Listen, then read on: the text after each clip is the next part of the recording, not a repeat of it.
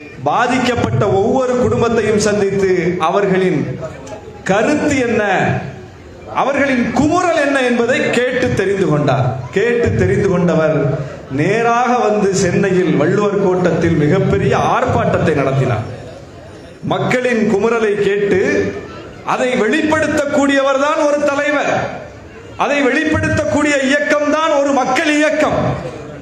வள்ளுவர் கோட்டத்தில் ஆர்ப்பாட்டம். அந்த ஆர்ப்பாட்டத்தில் சொன்னார், மது மற்றும் போதையின் தீமை இன்றைக்கு மிக கொடூரமாக இருக்கிறது. ஒரு காலம் இருந்தது, நாங்கள் எல்லாம் படித்துக் கொண்டிருந்த காலம், 25 ஆண்டுகளுக்கு முன்பு, கால் நூற்றாண்டுக்கு முன்பு, நம்முடைய கட்சி தொடங்கப்பட்ட காலத்தில், நாம் அரசியல் கட்சியாக பரிணாமம் பெற்ற அந்த காலத்தில் 1999 நான் எல்லாம் படிச்சுட்டு இருக்கேன். படித்துக் கொண்டிருக்கும் போது என்னுடைய ஊரில் மனப்பான்மை இருந்தது.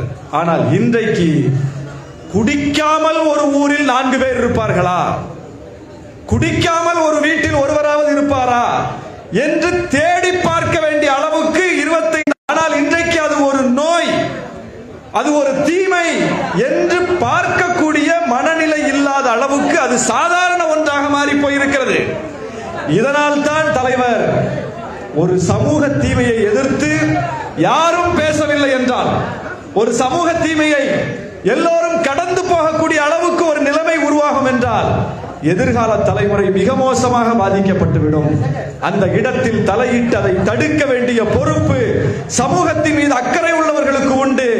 யார் பேசுகிறார்களோ இல்லையோ விடுதலை சிறுத்தைகள் பேசுவோம், யார் பேசுகிறார்களோ இல்லையோ தலைவர் எழுச்சி தமிழர் பேசுவார். எல்லா விஷயத்திலையும் அப்படித்தான். யார் வாய் மூடி கிடந்தாலும் விடுதலை சிறுத்தைகள் வாய் மூடி கிடக்க மாட்டோம். தலைவர் சொல்ற முழக்கமே இதுதான். அப்படித்தான் மது மற்றும் போதைக்கு எதிராக, அதற்கு பின்னால் இருக்கிற மாஃபியாக்களுக்கு எதிராக, அதற்கு பின்னால் இருக்கிற அந்த வணிகத்துக்கு எதிராக, அதற்கு பின்னால் புழங்குகிற அந்த பொருளாதாரத்துக்கு எதிராக, மதுவை போதையை எதிர்ப்பது என்பது சாதாரண விஷயம் கிடையாது. அதுக்கு பின்னாலே பெரிய நெட்வொர்க் இருக்கு.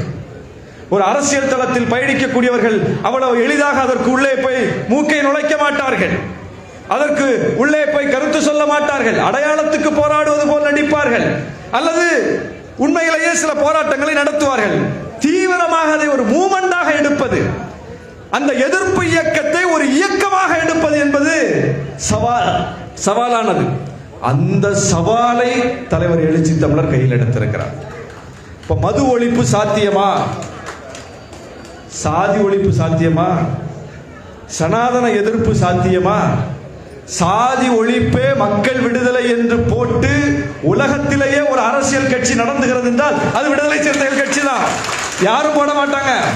தலைவர் அந்த இலச்சினையை வடிவமைக்கும் போதே எல்லோரும் கேட்டாங்க, என்ன நடக்காத விஷயத்தை எல்லாம் எழுதிட்டு இருக்கீங்க, கற்பனையில் நீங்கள் அரசியல் செய்கிறீர்கள், சாதி ஒழிப்பு என்பது சாத்தியம் இல்லை என்று சொன்னார்கள். எல்லோரும் சொல்லிட்டாங்க, சாத்தியம் இல்லைன்னு விட்டுட்டு போக முடியுமா? சாத்தியம் இல்லாததை கூட சாத்தியப்படுத்துவதற்குத்தான் விடுதலை சிறுத்தைகள். அப்ப சாதி ஒழிப்பு கருத்தியலை ஒரு அரசியல் கட்சி பேச முடியும். ஒரு அரசியல் கட்சி பேசினால் அதற்கு பின்னால் என்ன நடக்கும்? அதற்கு பின்னால் உருவாகக்கூடிய ஒரு தலைமுறை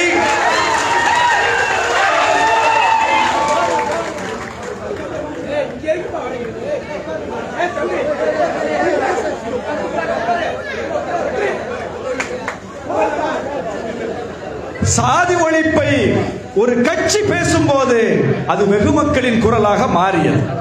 தொடர்ந்து அதில் உறுதியாக இருக்கும் போது, கட்சியா மாறினோட தலைவர் வந்து லட்சணையை மாத்தல. விடுதலை சிறுத்தைகள் சாதி ஒழிப்பே மக்கள் விடுதலை என்கிற அதே லோகோ தான், அதே லட்சணை தான், அதே முழக்கம் தான், அதே பெயர் தான் அமைப்புக்கும் அதற்கு பின்னால் 9 ஆண்டுகள் 10 ஆண்டுகள் கழித்து தொடங்குகிற அரசியல் கட்சிக்கும். எனவே அரசியல் கட்சிக்கும் அதே முழக்கம் தான். ஒரு சமூக இயக்கம், சமூக பொறுப்புள்ள இயக்கம் எந்த கருத்தை முன்வைத்து களத்திற்கு வந்ததோ அதுதான் எங்களின் அரசியல் கருத்து என்று சொல்லி தலைவர் அதை முன்னெடுத்தார். இன்றைக்கு பார்க்கிறோம், அரசியல் ரீதியாக தலைவர் அதை முன்னெடுத்தவுடன் சாதி ஒழிப்பை வலியுறுத்தி, திரைத்துறை என்பது சாதிய இறுக்கம் கொண்ட திரைத்துறை, அந்த கட்டுமானத்தில் முழுக்க முழுக்க சாதி அடிப்படையில் தான் எல்லாம் தீர்மானிக்கப்பட்டுக் கொண்டிருந்தது. அந்த கலைத்துறையில் சாதி ஒழிப்பே மக்கள் விடுதலை என்று பேசக்கூடிய படங்கள் இன்றைக்கு மிகப்பெரிய பேசுபொருளாகிறது. அந்த படத்தை இயக்கக்கூடிய இயக்குனர்கள் மிகப்பெரிய அளவுக்கு இன்றைக்கு போற்றப்படுகிறார்கள், எல்லோராலும் பாராட்டப்படுகிறார்கள். 25 ஆண்டுகளுக்கு முன்னால் தமிழ் திரையுலகில் இப்படி ஒன்றை கற்பனை செய்து பார்க்க முடியுமா? முடியாது. அப்போ ஒரு அரசியல் கட்சி சாத்தியமே இல்லை என்று சொன்ன விஷயத்தை கையில் எடுத்தது. ஒரு அரசியல் கட்சி சாதி ஒழிப்ப மக்கள் விடுதலை என்று முழக்கத்தை முன்வைத்தது. அப்படியே அது கலைக்கு டிரான்ஸ்பர் ஆயிருக்கு. அரசியல்ல பேசப்பட்ட பொருள் இன்றைக்கு கலைத்துறையில் பேசப்படுகிறது, இன்றைக்கு இலக்கிய துறையில் பேசப்படுகிறது, இன்றைக்கு எல்லா துறையிலும் அந்த கருத்து பேசப்படுகிறது. தலித்துகள் மட்டுமே பேசிக் கொண்டிருந்த சாதி ஒழிப்பே மக்கள் விடுதலை என்கிற அந்த முழக்கம், அந்த முழக்கத்தை தலைவர் முன்வைத்த போது நான் ஒரு பள்ளி மாணவன். இன்றைக்கு நான் அந்த முழக்கத்தை ஏற்றுக்கொண்ட அந்த இயக்கத்தின் முன்னணி பொறுப்பாளர், சட்டமன்ற உறுப்பினர். எவ்வளவு பெரிய டிரான்ஸ்பர்மேஷன்! அப்ப காலத்தின் மாற்றத்தால் தலைவர் வைத்த முழக்கம் வெகுமக்கள் இயக்கமாக மாறுகிறது. அப்படித்தான் மது ஒழிப்பு சாத்தியமே இல்லை என்று இன்றைக்கு சொல்லுகிறார்கள். 25 ஆண்டுகள் அல்ல, 10 ஆண்டுகளில் பாருங்கள், இந்த மூவ்மெண்ட், தலைவர் முன்வைத்திருக்கிற இந்த இயக்கம் எவ்வளவு பெரிய காலத்தின் தேவையான இயக்கமாக, மக்கள் அங்கீகரிக்கிற இயக்கமாக, குறிப்பாக இதனால் பாதிக்கப்படுகிற குடும்பங்கள், பெண்கள், எல்லா தரப்பு மக்களும் கொண்டாடுகிற ஒரு மூவ்மெண்டாக இந்த மூவ்மெண்ட் மாறப்போகிறது என்பதை மட்டும் பாருங்கள்.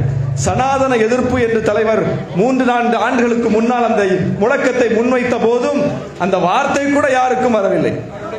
ஆனா இன்னைக்கு தமிழ்நாட்டை ஆளக்கூடிய கட்சியின் இளைய முகம் என்று சொல்லக்கூடிய, நாளை அவர்தான் அந்த இயக்கத்தை வழிநடத்த போகிறார் என்று சொல்லக்கூடிய மாநிலத்தினுடைய அமைச்சர் பொறுப்பில் இருக்கக்கூடிய உதயநிதி ஸ்டாலின் அவர்கள் அதே கருத்தை பேசினார்.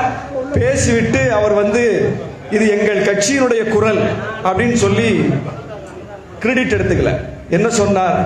புரட்சியாளர் அம்பேத்கர் பேசாததையா நான் பேசிவிட்டேன், தந்தை பெரியார் பேசாததையா நான் பேசிவிட்டேன், எழுச்சி தமிழர் அண்ணன் திருமாவளவன் பேசாததையா நான் பேசிவிட்டேன் கேட்டார். அப்ப தலைவர் முதல்ல அந்த முழக்கத்தை முன்வைக்கும் போது இப்படி பெரிய கட்சிகள்லாம் இதை எடுப்பாங்களா, பேசுவாங்களாங்கிற சந்தேகம் எல்லாருக்கும் இருந்தது. நாம போய் ஒரு தேவையில்லாத ஒரு விஷயத்துக்குள்ள நுழையிறோமே, தேர்தல் அரசியல்ல பயணிக்கிற ஒரு இயக்கம் இப்படிப்பட்ட விஷயங்கள் எல்லாம் கையில் எடுத்து பேசலாமா என்று அன்றைக்கு கேட்டார்கள். ஆனால் நாம் முன்வைத்த முழக்கம் தமிழ்நாட்டை ஆளக்கூடிய கட்சியின் முழக்கமாக 3-4 ஆண்டுகளில் மாறி போனது. அப்படித்தான் இன்றைக்கு நாம் முன்வைக்கிற இந்த முழக்கம், அது வெகுமக்கள் முழக்கம். அந்த வெகுமக்கள் முழக்கத்தை தான் தலைவர் வெளிப்படுத்தி இருக்கிறார், மக்களின் குரலைத்தான் அவர் வெளிப்படுத்தி இருக்கிறார் என்பதை காலம் சொல்லும். நீங்கள் எப்படி அதை அரசியல் ரீதியாக திசை திருப்பினாலும் எங்களுக்கு அதனால் எந்த இழப்பும் இல்லை, இழப்பதற்கு எங்களிடம் எதுவும் இல்லை. அடித்தட்டில் இருந்து, சாதாரண நிலையில் இருந்து போராடி போராடித்தான் இந்த இடத்திற்கு அடைந்திருக்கிறோம். இந்த இடமும் கூட இன்னும் சிறப்பான இடத்தை நோக்கி அடையும் என்பதற்கு சாட்சிதான் இன்றைக்கு தமிழ்நாட்டில் நடந்து கொண்டிருக்கிற அரசியல் விவாதம். தலைவரை முன்னிறுத்தித்தான் இன்றைக்கு அரசியல் விவாதம். தலைவர் யாரோடும் பகையை வளர்ப்பவர் அல்ல, இனப்பகை எது என்பதை அடையாளப்படுத்தி கருத்தொற்றுமையோடு தோழமை சக்திகளோடு பயணிக்கக்கூடியவர். எனவே அவருடைய விரிந்த பார்வை, அவருடைய ஆழமான அந்த தொலைநோக்கு பார்வை, அதை புரிந்தவர்களுக்கு தெரியும் அவர் குறுகிய அரசியலுக்காக இதை செய்கிறாரா அல்லது மக்களின் பக்கம் நின்று இதை செய்கிறாரா என்று. அதை பிரித்து பார்க்க தெரியும் அவர்களுக்கு. குறுகிய அரசியல் ஒருபோதும் செய்ததில்லை. சீட்டு வேண்டும் என்பதற்காகவோ, சீட்டை கூட்ட வேண்டும் என்பதற்காகவோ அவர் இதை கையில் எடுக்கவில்லை. நடுவில் இருந்து கொண்டு ஒரே நேரத்தில் 3 கட்சியோடு பேரம் பேசுகிற அந்த அரசியல் அவருக்கு தெரியாது. அவர் நேரடியாக பேசுவார், நேரடியாக சொல்லுவார். சீட்டு வேண்டும் என்றால் கூட வேண்டும் என்று கேட்பவர்களிடம் கேட்பார். எனவே அப்படிப்பட்டவர் மறைமுக அரசியல் செய்ய வேண்டிய அவசியம் இல்லை, அது அவருக்கு தெரியாது, அது பழக்கமும் இல்லை. 25 ஆண்டு கால தேர்தல் அரசியல் அனுபவத்தில் அவர் மிக வெளிப்படையான அரசியல்வாதி, மிக வெளிப்படையான ஒரு தலைவர். அப்படிப்பட்டவர் இப்படிப்பட்ட ஒரு மூவ்மெண்டை இன்னைக்கு வெளிப்படையாக முன்னெடுத்திருக்கிறார். இந்த போராட்டம் மிகப்பெரிய அளவுக்கு வெல்லும். விடுதலை சிறுத்தைகள் லட்சம் பேர் நாம் உளுந்தூர்பேட்டையில், கள்ளக்குறிச்சி மாவட்டத்தில் திரள்வோம் என்று சொல்லி வாய்ப்புக்கு நன்றி கூறி விடைபெறுகிறேன். உரையாற்றி சென்றிருக்கக்கூடிய நமது சட்டமன்ற உறுப்பினர் அவர்களுக்கும் மற்றும் துணை பொதுச் செயலாளர் அன்பு சகோதரர் ரஜினிகாந்த், மண்டலத்தினுடைய பொறுப்பாளர்கள், மண்டல துணை செயலாளர்கள், மாவட்ட செயலாளர்கள் மற்றும் அனைத்து நிலை பொறுப்பாளர்களுக்கும் என்னுடைய பணிவான வணக்கங்களை நான் தெரிவித்துக் கொள்கிறேன். இங்கு ஒரு வரலாற்று பிழை நிகழ்ந்து விடுமோ என்று நான் பயந்து கொண்டிருந்தேன்.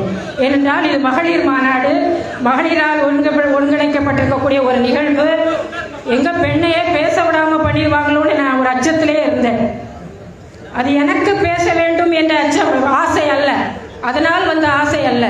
ஆனால் அந்த கூட்டத்தினுடைய நோக்கம் சிதைந்து விடக்கூடாது என்று நான் பயந்து கொண்டிருந்தேன். நல்ல வேளை அதை ஒரு வாய்ப்பு அளிக்கப்பட்டிருக்கிறது உங்கள் அனைவரின் சார்பிலே ஒரு பெண்ணுக்கு. அந்த அடிப்படையில் உங்களுக்கும் எழுச்சி தமிழர் அவர்களுக்கும் என்னுடைய நன்றிகளை நான் தெரிவித்துக் கொள்கிறேன். மது ஒழிப்பு நிறைய எனக்கு முன்னாடி பேசிய வழக்கறிஞர் விவேகானந்தன் அவர்கள், முதன்மை செயலர் பாவரசு அவர்கள், சட்டமன்ற உறுப்பினர்லாம் நிறைய கருத்துக்களை சொல்லியிருக்காங்க. சுருக்கமாக உரையாற்ற வேண்டிய நேரம், எழுச்சி தமிழர் வேற இருக்கிறாங்க. எழுச்சி தமிழரை மேடையில் வைத்துக்கொண்டு அதிக நேரம் எடுத்துக்கொள்வது நாகரிகம் அல்ல என்று நான் கருதுவேன் பொதுவாக. அந்த அடிப்படையிலே என்னுடைய கருத்துக்களை மிக சுருக்கமாக நான் பேச இருக்கிறேன். ஒரே ஒரு நிகழ்வை உங்களிடத்தில் பகிர்ந்து கொள்வது கட்டாய தேவையாக நான் கருதுகிறேன். ஏனென்றால் இப்படிப்பட்ட அவையில் தான் நான் அதை பகிர்ந்து கொள்ள முடியும். இதுவரை இந்த விஷயத்தை, இந்த நிகழ்வை நான் எங்கும் எந்த கூட்டத்திலும் பகிர்ந்து கொள்ளவில்லை. பந்தநல்லூர் பகுதியிலே, தஞ்சை வடக்கு மாவட்டத்திலே நான் மாவட்ட செயலராக பணியாற்றிய பொழுது அங்கு அத்திப்பாக்கம், தரணி போன்ற சில ஊர்களில், கிராமங்களில் அவ்வப்போது இளைஞர்களும் பெரியவர்களும் மரணம் அடைந்து கொண்டிருந்தார்கள், செத்து கொண்டிருந்தாங்க. இங்கே இருக்கிற மாரிமுத்து, முருகதாசெல்லாம் கூட வந்திருக்கீங்க. எனக்கு ஃபோன் வரும் அப்பப்போ, கொஞ்சம் சத்தம் விட மாட்டீங்களா இந்த பக்கம், எங்கள் யாரோ இறந்து போயிட்டாங்க, வாங்க வாங்கன்னு அடிக்கடி பேசுவாங்க.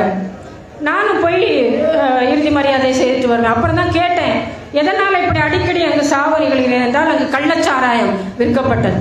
பேக்கெட் சாராயம், கள்ளக்குறிச்சியில் எப்படி மெத்தனால் கலந்த அந்த பேக்கெட் சாராயம் விற்கப்பட்டதோ அது போன்ற பேக்கெட் சாராயம் விற்கப்பட்டது.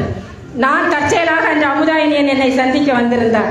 அமுதாயினியனும் என்னுடைய காரிலே ஏற்றிக்கொண்டு மாரிமுத்து உள்ளிட்ட சில தோழர்களுடன் எங்கு கள்ளச்சாராயம் விற்கப்பட்டதோ அந்த பகுதிக்கே நேரடியாக சென்று எந்த வீட்டில் விற்கப்பட்டதோ அந்த வீடுகளுக்கு உள்ளேயே நுழைந்து எப்படி அனுமதித்தார்கள் என்று நினைத்தால் இன்று எனக்கு பயமாக இருக்கிறது. இன்றைக்கு நினைச்சா நான் பயப்படுறேன். போவனான்னு தெரியல, ஆனால் அன்னைக்கு போயிட்டேன். ஒவ்வொரு வீடாக போய் எடுத்து கள்ளச்சாராயத்தெல்லாம் கலெக்ட் பண்ணிட்டு நான் இன்ஸ்பெக்டருக்கு ஃபோன் பண்ணேன். டோன்ட் யூ ஃபீல் ஷேம், நீங்கள் வந்து பாருங்க, நீங்கள் ஒன்றுமே இல்லைன்னு சொன்னீங்களே, எஸ்பிட்ட மனு கொடுத்தமே, ஒன்றும் இல்லை, நீங்களே ஆயிரக்கணக்கான பாக்கெட்டுகளை நாங்கள் குவித்து வைத்துள்ளோம், வாருங்கள் என்று சொல்லி அது ஒரு மீடியாலெல்லாம் நக்கீரெல்லாம் வந்தாங்க. அது மூடி மறைக்கப்பட்டது. ஏன்னா அரசு அதை எப்பொழுதுமே அறிவிக்காது. காவல்துறை பல வருடங்கள் என் மீது ஒரு கண்ணோடு தான் இருந்தார்கள், இப்படி பண்ணிட்டாங்களே அப்படின்னு. இது மட்டுமல்ல, பல மதுபான கடைகளை போராட்டங்களின் வழியாக மூடிய வரலாறு உண்டு இங்கு உள்ள தோழர்களுக்கு. அதனால மதுவினால் வரக்கூடிய பாதிப்பை பற்றி இங்கே நிறைய பேர் பேசினாங்க. நமக்கு ஒன்றும் புதுசாக அதை சொல்ல வேண்டியதில்லை. பெரும்பாலான வீடுகளில் அந்த பாதிப்புகளை நாம் உணர்கிறோம். தோழர் விவேகானந்தன் பேசும்போது குறிப்பிட்டாங்க, ஏன் இது மகளிர் நடத்துறாங்க, ஏன் மேடையில மகளிரை உட்கார வச்சிருக்காங்கன்னா, நான் அதை சொல்லணும்னு நினைச்சேன். அதற்கு முன்னாடி அவர் அந்த பாயிண்ட சொல்லிட்டார்.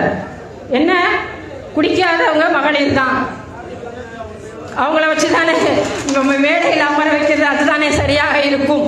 அந்த அடிப்படையில் எங்களை எல்லாம் இங்கு அமர வைக்கப்பட்டிருக்கு. அப்படித்தான் நான் கருதுகிறேன்.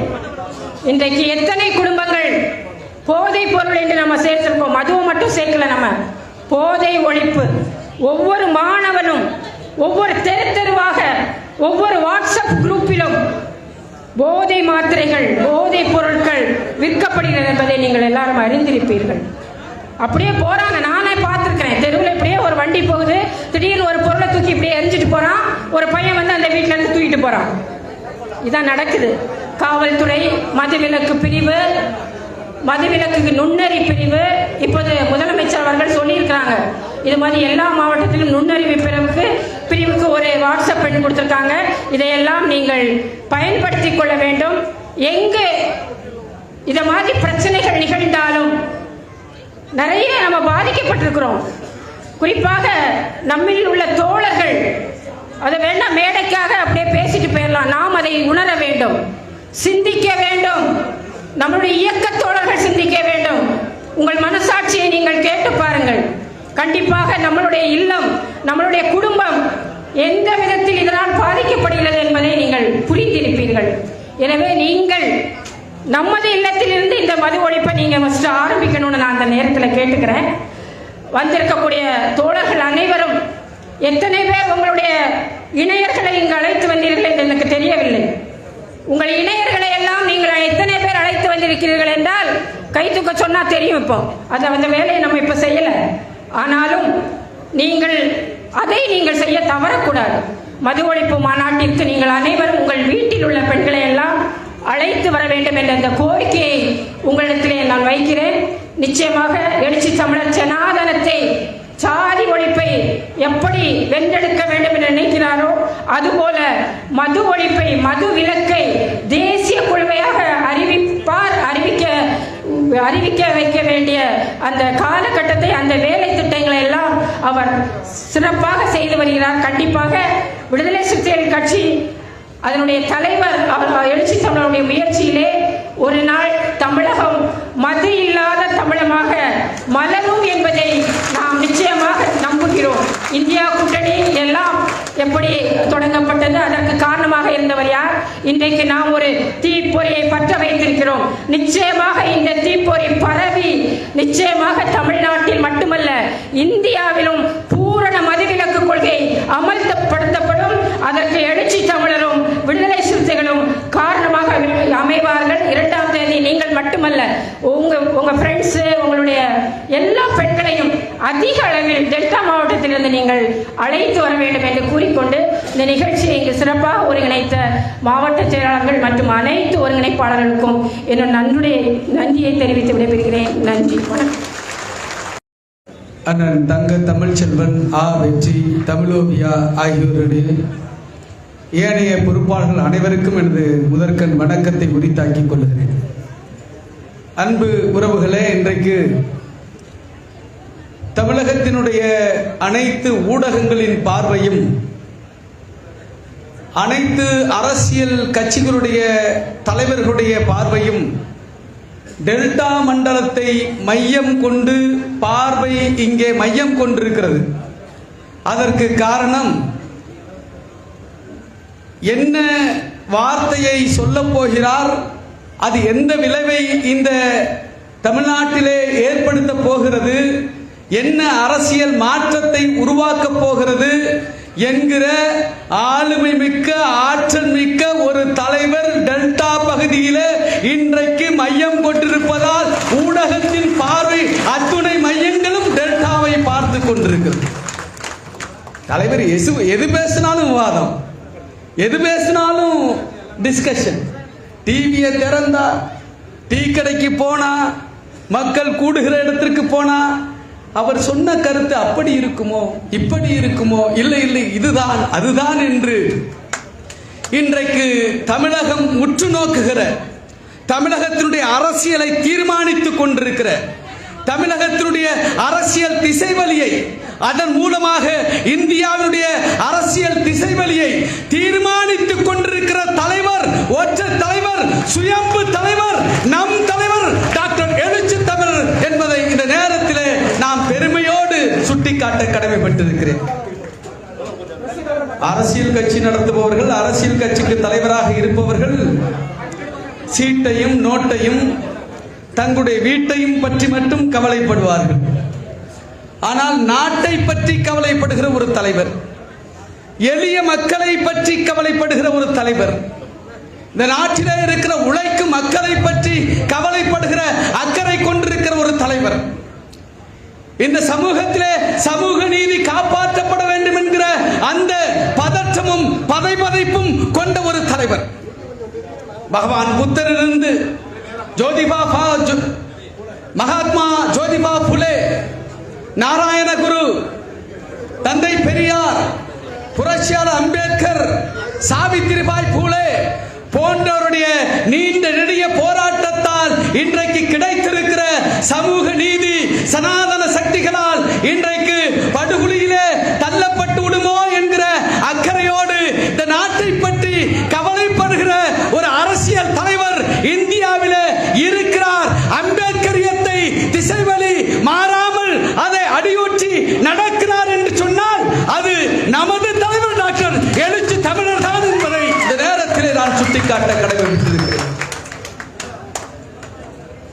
நாட்டை பற்றி மட்டுமல்ல, வீட்டை பற்றி, குடும்பத்தை பற்றி, குடும்பத்தில் இருக்கிற பெண்களை பற்றி, அந்த பெண்கள் படுகிற அல்லல்கள் பற்றி, கவலைகள் பற்றி, பாடுகள் பற்றி கவலைப்படுகிற ஒரு தலைவராக நமது தலைவர் டாக்டர் எழுச்சி தமிழ் அவர்கள் இருப்பதால் தான் இன்றைக்கு இந்த நாட்டை கெடுக்கிற, வீட்டை கெடுக்கிற, பெண்களை அலங்கோலத்திற்கு ஆளாக்குகிற, பெண்களை மிகப்பெரிய வன்கொடுமைக்கு ஆளாக்குகிற, இந்த சமூகத்தை கேட்டில இட்டு செல்கிற மதுவை, போதையை, போதை பொருட்களை அறவே ஒழித்திட வேண்டும். அதற்காக நான் அரசியல் பற்றி கவலைப்படவில்லை, கூட்டணி பற்றி கவலைப்படவில்லை, என்னுடைய எதிர்கால அரசியல் தீர்மானங்களை பற்றி கவலைப்படவில்லை. எனக்கு தேவை இந்த மக்கள், எனக்கு தேவை இந்த நாட்டின் நலன் என்று அரசியல் கணக்கு வழக்குகளை பற்றி கவலைப்படாமல் நாட்டையும், வீட்டையும், பெண்களையும், குடும்பத்தையும், எதிர்கால தலைவரையும் பற்றி கவலைப்படுகிற ஒற்றை தலைவர் நமது தலைவர் டாக்டர் எழுச்சி தமிழர். ஆகவே தான் மது ஒழிப்பு மாநாடு உளுந்தூர்பேட்டையில். அன்பு உறவுகளே, இன்றைக்கு பெண்களை பற்றி வெறுமனே ஒரு நீலி கண்ணீராக அல்லது ஒரு கண் துடைப்பாக கவலைப்படுவர் அல்ல. புரட்சியாளர் அம்பேத்கர் அவர்கள் குறிப்பிட்டார்கள், ஒரு சமூகத்தினுடைய முன்னேற்றத்தை, வளர்ச்சியை, இந்த சமூகம் வளர்ச்சி அடைந்திருக்கிறதா, முன்னேற்றம் அடைந்திருக்கிறதா என்பதை எதை கொண்டு தீர்மானிக்க வேண்டும் என்று சொன்னால், அந்த சமூகத்தில் பெண்கள் பெற்றிருக்கிற உயர்வை, பெண்கள் பெற்றிருக்கிற கல்வியை, பெண்கள் பெற்றிருக்கிற விடுதலையை அளவீடாக கொண்டுதான் ஒரு சமூகம் வளர்ச்சி அடைந்திருக்கிறதா இல்லையா என்பதை தீர்மானிக்க முடியும் என்று புரட்சியாளர் டாக்டர் அம்பேத்கர் அவர்கள் குறிப்பிட்டு சொல்லியிருக்கிறார்.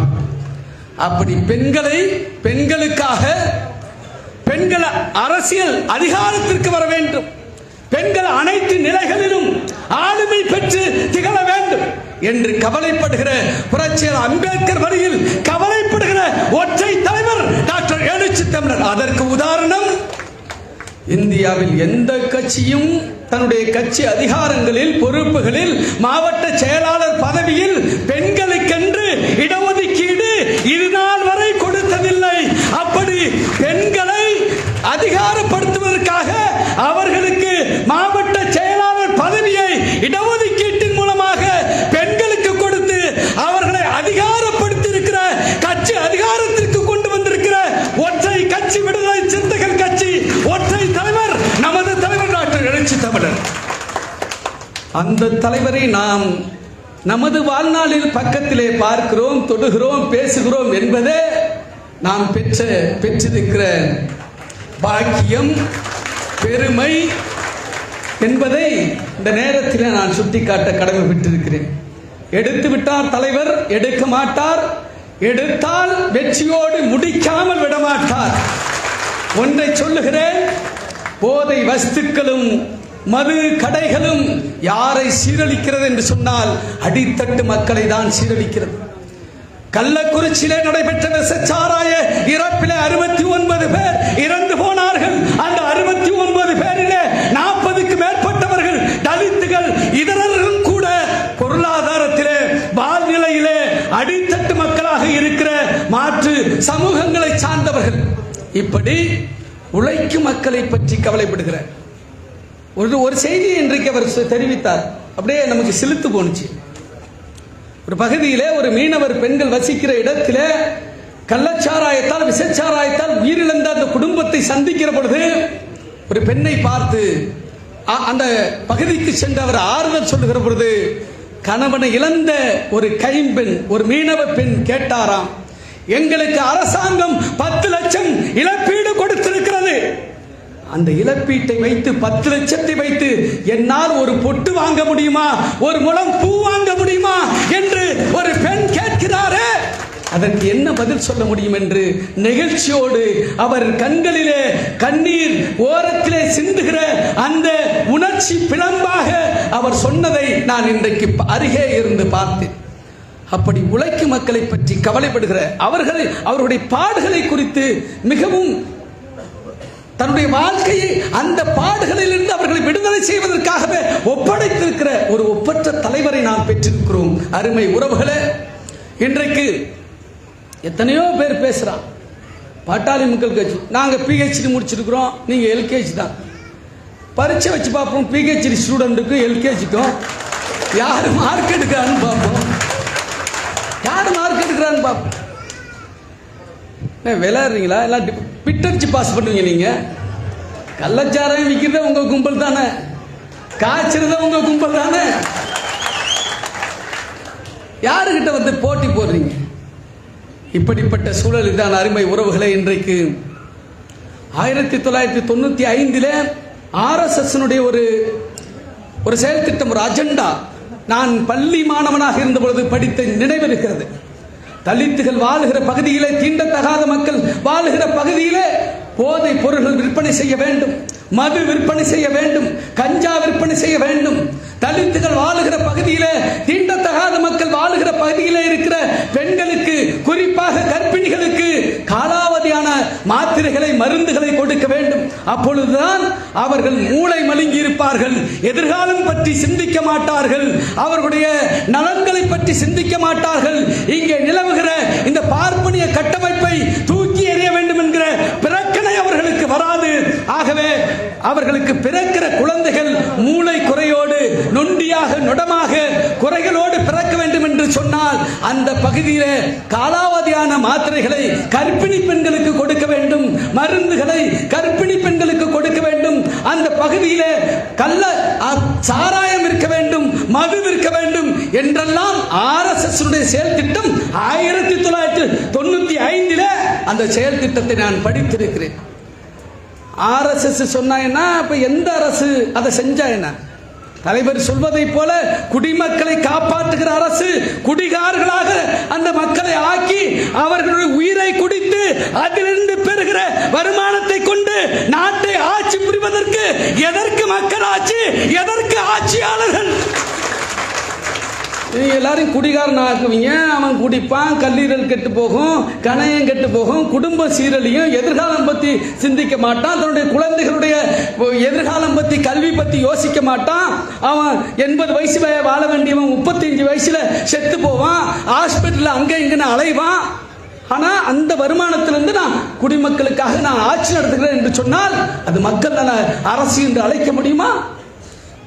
அரசு என்பது ஒரு மக்கள் நல அரசு, மக்களால் மக்களுக்காக மக்களே தேர்ந்தெடுக்கப்படக்கூடிய அரசு மக்களை குடிகாரர்களாக ஆக்கும் என்று சொன்னால் அது எந்த விளைவாக இருந்தாலும் அதனை எதிர்த்து இந்த நாட்டை நான் காப்பாற்றுவதற்கு, இந்த மக்களை காப்பாற்றுவதற்கு மதுவை ஒழிப்போம், மக்களை காப்போம் என்கிற முழக்கத்தோடு கள்ளக்குறிச்சியிலே நடைபெறுகிற அந்த மாநாட்டை வெல்லும் ஜனநாயக மாநாடு எப்படி உலகை வியக்க செய்ததோ அப்படி மகளிர் மாநாடும் மது ஒழிப்பு மாநாடும் உலகத்தை வியக்க செய்கிற மாநாடாக நடத்தி வெற்றியை பெறுவோம். நமது தலைவர் டாக்டர் எழுச்சி தன்னுடைய காலடியில் நாமெல்லாம் உழைத்து அதை சமர்ப்பிப்போம் என்று சொல்லி வாய்ப்பளித்தமைக்கு நன்றி பாராட்டி நிறைவு செய்கிறேன். நன்றி, வணக்கம். இருக்கிற எழுச்சி தமிழ் மீது மிகப்பெரிய நம்பிக்கையை, அவர் மீது மிகப்பெரிய ஆழ்ந்த அன்பை கொண்டிருக்கிற மேக்ஸ் அருள் ஃபவுண்டேஷனுடைய அருள் மேக்ஸ் ஃபவுண்டேஷனுடைய நிறுவனர், தொழிலதிபர், சமூக சேவகர் அண்ணன் பட்டுக்கோட்டை வீரக்குறிச்சியை சார்ந்த அருள் சூசை அவர்கள் இந்த மது மற்றும் போதைப் பொருள் ஒழிப்பு மகளிர் மாநாட்டு நிதியாக, முதல் கட்ட நிதியாக ரூபாய் 5 லட்சத்தை தலைவர் எழுச்சி வழங்கி சிறப்பிப்பார்கள். அவரை அன்போடு சிறுத்தைகள் சார்பில், டெல்டா மண்டலத்தின் சார்பில் வருக வருக என வரவேற்கிறேன்.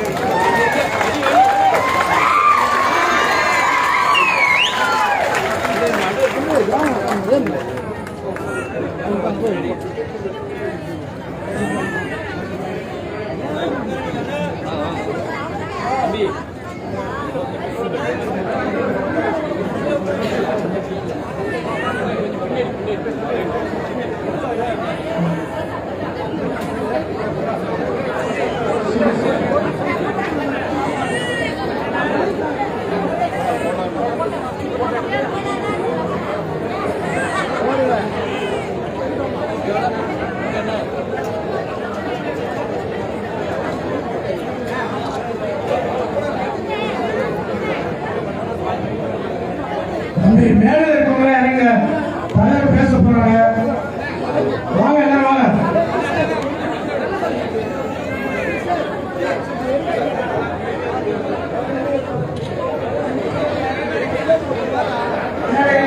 வேலையில பின்னாடி இருக்கலாம் பேசிடுவாங்க. பெண்களை உட்கார மாட்டா சேர உட்கார போவீங்களா? சேர உட்காரு, நீங்க உட்காரு உட்காரு உட்காருங்க. கொஞ்சம் பின்னாடி வாங்க, பின்னாடி வாங்க, இங்க வாங்க.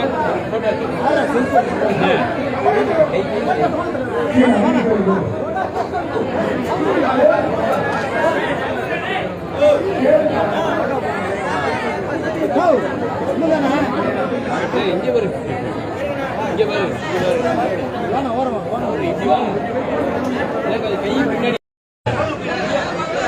கட்சியின் முதன்மை செயலாளர் தம்பி பாவரசு அவர்களே, இந்நிகழ்வில் பங்கேற்று சிறப்பித்துக் கொண்டிருக்கிற மாநில பொறுப்பாளர்கள் குடந்தை தமிழினி அவர்களே, அமுதா இனியன் அவர்களே, நாகை முத்தமிழ் செல்வி அவர்களே,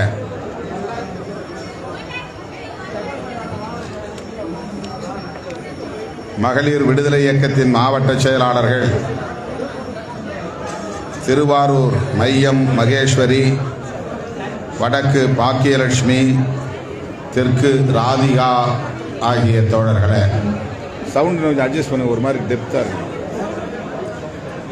நாகை வடக்கு ஜெயஸ்ரீ, நாகை தெற்கு வேம்பு, தஞ்சை வடக்கு செல்வ திவ்யா, தஞ்சை மையம் சுகுணா, தஞ்சை தெற்கு செல்வ, ரெண்டுக்கு செல்வ திவ்யான் இருக்கு. வடக்கும் ஒரே பேர் இருக்கு, தெற்கும் ஒரே பேர் இருக்கு. தஞ்சை தெற்கு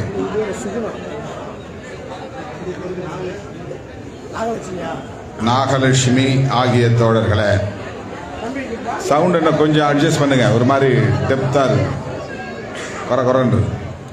குடந்தை மாநகர் மாவட்ட செயலாளர் பாத்திமா பிபி அவர்களே, மயிலாடுதுறை ஞானவல்லி அவர்களே, மற்றும் இந்த நிகழ்வில் பங்கேற்று இதனை சிறப்பித்துக் கொண்டிருக்கிற திருவாரூர் நா இளந்தென்றல் அவர்களே, மன்னை ரமணி அவர்களே, வடிவழகன் அவர்களே, சட்டமன்ற உறுப்பினர் கட்சியின் துணை பொதுச் செயலாளர் ஆலூர் ஷானவாஸ் அவர்களே, வழக்குரைஞர் வேலு குணவேந்தன் அவர்களே, நாகை சாதிக் அவர்களே, முத்தமிழ் செல்வி அவர்களே,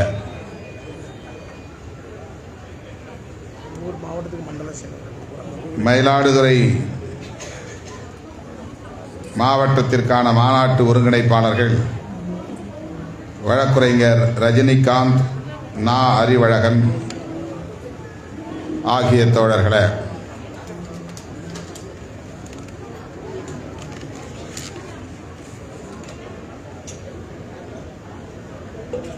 தஞ்சை தெற்கு குடந்தை தமிழினி, சதா சிவகுமார், சொக்கா ரவி, பாத்திமா பிபி ஆகிய தோழர்களே, தஞ்சை வடக்கு மாநாட்டு ஒருங்கிணைப்பாளர்கள் சா விவேகானந்தன், செல்வ திவ்யா, வீரன் வெற்றிவேந்தன் ஆகிய தோழர்களே, மற்றும்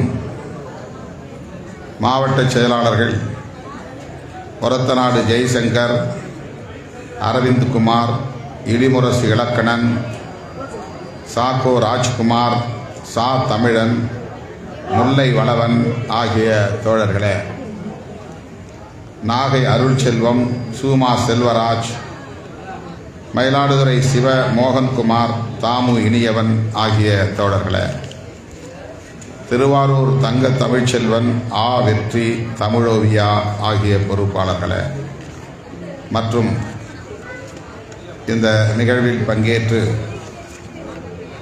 இந்த மாநாடு வெற்றி பெறுவதற்காக நன்கொடை மைக்கை அட்ஜஸ்ட் பண்ணுங்க, ரொம்ப ஒரு மாதிரி இருக்குது.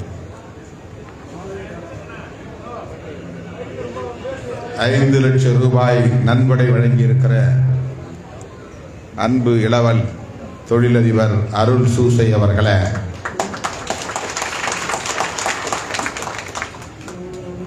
மற்றும் இயக்கத்தின் முன்னோடிகளை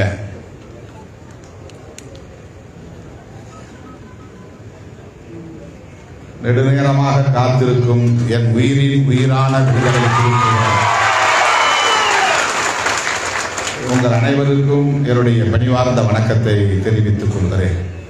நீங்களாம் எதுக்காக இவ்வளவு பேர் நிற்கிறீங்க? அங்கே அவ்வளோ நாற்காலி கிடக்கல, எதுக்காக அந்த நாற்காலில் போய் உட்கார்றாங்க? நாற்காலில் போய் உட்காருங்க. அங்கே பாருங்க, நாற்காலில் இடம் காலியாக இருப்பாருங்க. தம்பி, இந்த நாற்காலில் போய் உட்காருங்க. நாற்காலில் போய் உட்காருங்கப்பா. தம்பி, நாற்காலில் போய் உட்காருங்க. தம்பி, இந்த நாற்காலில் போய் உட்காரு. உள்ள போய் உட்காரு. நாற்காலில் உட்காரு. ஏன் கையை கட்டி நிற்கிறீங்க மணிக்கணக்கா? நாற்காலி கிடக்கும்போது உட்கார வேண்டியதானே?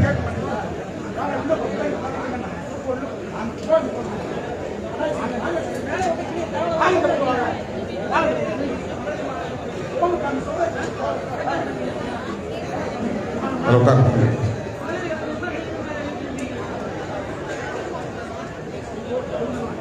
உள்ள போய் உட்காருங்க. உட்காரு. நீங்களாம் அப்படி தள்ளி உட்காருங்க. ஒருத்தர் தள்ளி உட்காந்தீங்கன்னாக்கா அங்கே அந்த பக்கம் ஓரத்தில் இடம் கிடைச்சு தள்ளி உட்காரு. தள்ளி உட்காரு. தள்ளி உட்காரு. தள்ளி உட்காரு. தள்ளி உட்காரு. தள்ளி உட்காந்தா அந்த பக்கம் ஓரத்தில் இடம் கிடைச்சு தள்ளி உட்காருப்பா. தள்ளி உட்காரு.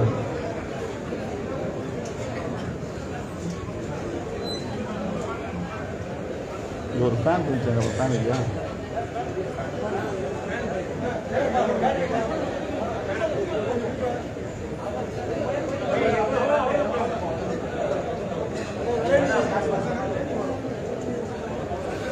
அன்பார்ந்த தோழர்களே,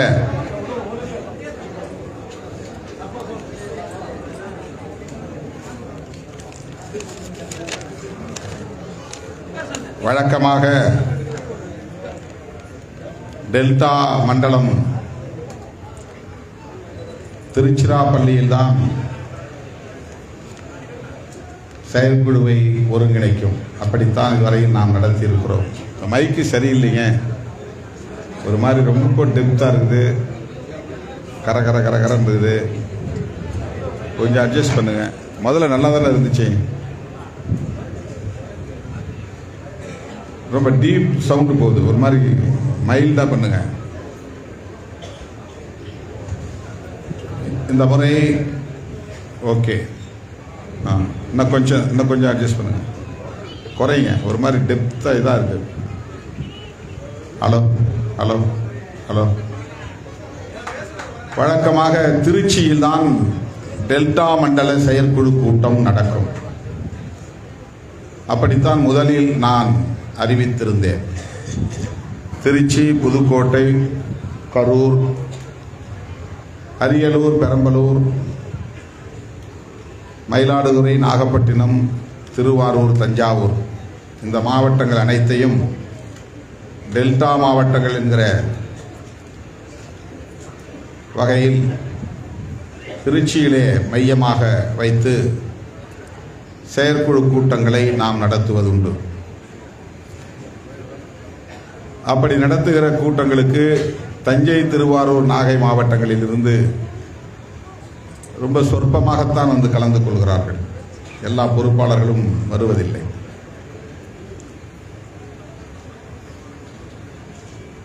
ஆகவே இந்த முறை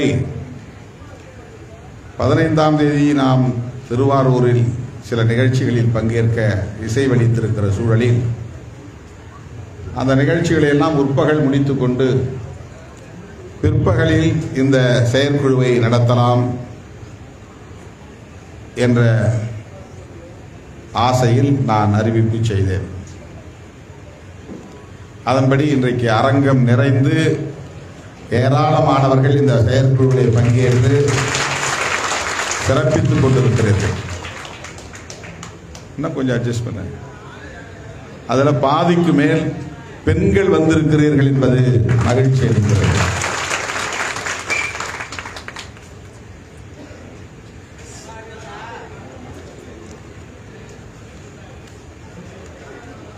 பரவலாக எல்லா தோழர்களும் வர வேண்டும்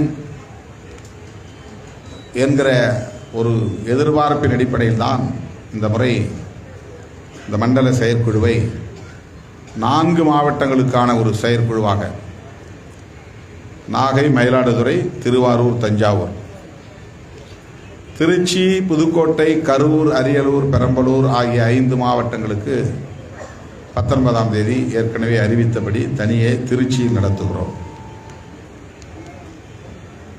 4 மணிக்கு தொடங்கி 8 மணிக்கு முடித்துவிட வேண்டும் என்று திட்டமிட்டோம். வழக்கம் போல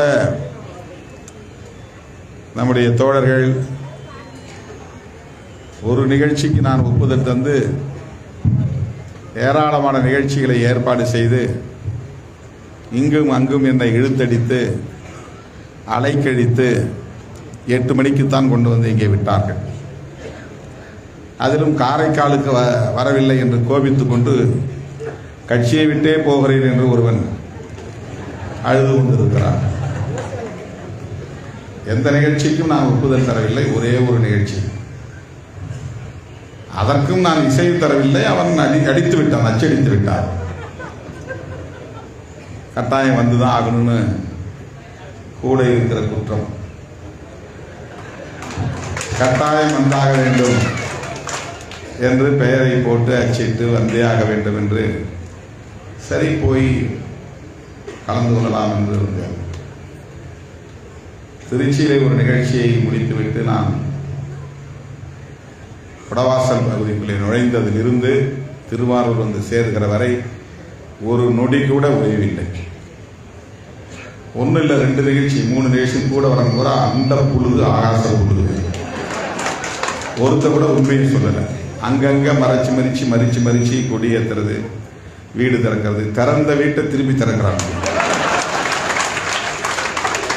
3 வீடு, ஒரு வீடு தான் இன்னைக்கு புதுசா திறந்தது. மற்றதெல்லாம் 1 வருஷத்துக்கு முன்னாடி திறந்த வீடு, 6 மாசம் முன்னாடி திறந்த வீடு, புதுசா ரிப்பனை கட் பண்ணி நாங்கள் இழுத்தடிச்சு அது திறப்பு விழா. ஏத்தன கொடி மரத்திலே திரும்ப கொடி ஏத்துறது, இப்படி இழுத்தடிச்சு அங்க சேஷமலையா அந்த ஊர்ல இருந்து 1.5 கிலோமீட்டர் தான் காரைக்கால். ஆனா அங்க விசாரிச்சா அது 7-10 கிலோமீட்டர் இருக்கும். அங்க போயிருந்தேன்னா நாங்கள் வர்றது ராத்திரி 9:30 தான் ஆயிருக்கும். அதுலேயும் இடையில மாவட்ட செயலாளர் கட்டாயம் வந்து திருவாஞ்சியம் வந்தே ஆகணும்னு ஆளை விட்டு மறிக்கிறாங்க. அங்கே போயிருந்தேன்னா இங்கே வந்து சேர்றது 8:30 இப்போ தான் வந்திருப்பேன் நான். மாவட்ட பொறுப்பாளர்கள் இதெல்லாம் வந்து நேரம், தூரம், எந்த நிகழ்ச்சிக்கு முக்கியத்துவம் தரணும் இதெல்லாம் கணக்கு பண்ணுறவங்க தான் லீடர். சும்மா இந்த இங்கே வந்தா போதும், அங்கே வந்தா போதும், அவன் ஏற்பாட்டுக்கு அவன் 5 நிகழ்ச்சி, நான் ஏன் ஏட்டிக்கு போட்டி நான் 4 நிகழ்ச்சி 3 நிகழ்ச்சி. இது வந்து மாவட்ட செயலாளருடைய பண்பு இல்லை. ஒரு நிகழ்ச்சி 4 மணிக்கு தொடங்கணும், 5 மணிக்கு தொடங்கணும், 5 மணி இல்லைன்னா கூட 5:30 தொடங்கணும். அதை பற்றி நான் கவலைப்பட மாட்டேன். எனக்குன்னு ஒரு ஏற்பாடு நான் பண்ணிட்டேன். அந்த ஊருக்கு நீ வந்தாலே வந்தபடி வண்டி விட்டு இறங்கு, ஆழத்தி இருக்கணும், பொட்டு வைக்கணும், பூ வைக்கணும், இப்படியே நேரம் போயிடுச்சு. காலம் தாழ்ந்து வர நேர்ந்தமைக்கு முதலில் என்னுடைய வருத்தத்தை தெரிவித்துக் கொள்கிறேன். பொறுத்தரிட வேண்டும் என கேட்டுக்கொள்கிறேன். இப்படிப்பட்ட தளபதிகளை வைத்துக் கொண்டு நான் இதையெல்லாம் சந்தித்து தான் ஆக வேண்டும் வெளியிட்டேன். இப்ப இந்த நிகழ்ச்சி முடிச்சது பிறகு வந்துதான் அவனு ஒருத்தன் கும்பகோணத்துக்கு அழிச்சு போட்டு வந்துதான் ஒருத்தன் காரைக்கால் பக்கம் போய் ஆகணுன்றான். இவங்க மாவட்டம் வந்து ஸ்ரீவாஞ்சியம் வந்துட்டு தான் போகணும். அதுக்கப்புறம் நீ எக்கெடு கேட்ட எனக்கு என்ன, நீ தூங்குனா என்ன, தூங்குறனா என்ன, உனக்கு உடம்பு வலிச்சா என்ன, வலிக்கலனா என்ன, நான் ஏற்பாடு பண்ணிட்டா வந்துட்டு போ. 1 மணி ஆனாலும் உலகத்துல எந்த கட்சி தலைவருக்கு இந்த கொடுமை இருக்க. இந்த நிகழ்ச்சிக்கு இவ்வளவு காலத்தாழ்வாக வந்திருக்கோம். ஏன்னா பெண்கள் நிறைய வந்திருக்காங்க, எல்லாம் வீடு திரும்பணும். அதான் எனக்கு பதைக்குது. அவங்கெல்லாம் பாதுகாப்பாக வீடு திரும்பணும். 8 மணிக்கே முடிச்சிட்டோம்னா வீடு போய் சேர்றதுக்கு ஓரளவுக்கு ஏதுவாக இருக்கும். இப்போ நிறைய பேசணும்னு ஆசை, முடியல. மணி இப்போதே 9 ஆகிடுச்சு. ஏன்னா அவ்வளவு உணர்வுபூர்வமான ஒரு பிரச்சனையில் நாம் கை வச்சிருக்கிறோம். இது சாதாரணமாக நம்ம வந்து எல்லா மாநாடும் போல இந்த மாநாட்டை நடத்துறோம்னு நினைச்சிடக்கூடாது. இது வந்து எல்லாரும் வேண்டாம்பாங்க, ஆனால் யாரும் அதை வந்து நடைமுறைப்படுத்த விரும்ப மாட்டாங்க. மது வேண்டாம்பாங்க, ஆனால் மதுவை ஒழிக்காமல் பார்த்துக்கிறதுக்கு எல்லா முயற்சியும் இது நடக்கும். இந்தியா முழுக்க நான் சொல்கிறேன், தமிழ்நாடு மட்டும் இல்லை. எந்த கட்சியை கேட்டாலும் ஆமாம் மது தப்பு தான், மதுவை ஒழிக்கணும். ஒரு கட்சி கூட மது இருப்பதால் என்ன தப்பு, மது கடைகள் திறந்து வைப்பதால் என்ன தப்பு என்று சொல்லவே வாய்ப்பில்லை. எல்லா கட்சிகளும் மது வேண்டாம், போதைப்பொருள் வேண்டாம், மது விலக்கு தேவை. ஆனால் இந்தியா பூரா கடைகள் திறந்திருக்கும், மது ஆலைகள் இயங்கும். இதுதான் நாம் முன்வைக்கிற கேள்வி. எல்லா கட்சிகளும் மது விலக்கிலே உடன்படுகிற போது ஏன் மதுக்கடைகள் திறந்து இருக்கின்றன? எல்லாம் ஒன்னா சேர்ந்து ஒருமித்த முடிவை எடுத்தால் ஒரு நாளில் எல்லாவற்றையும் மூடிவிட முடியும்.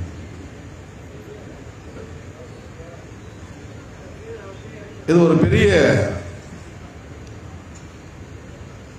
லாபம் தருகிற தொழில், மிகப்பெரிய அளவில் லாபம் ஈட்டுகிற தொழில்.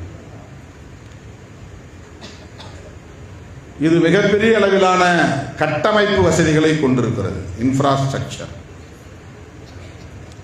ஒரு கடையில் போய் நம்ம ஒரு பாட்டில் பீர் வாங்கிட்டு வந்துடுறோம், அவ்வளோதான் நமக்கு தெரியும், அல்லது ஒரு வைன் அல்லது விஸ்கி. ஆனால் அது எப்படி உற்பத்தி ஆகிறது, அது எப்படி லேபல் ஒட்டப்படுகிறது, அது எப்படி விநியோகமாகிறது, இது வந்து ஒரு பெரிய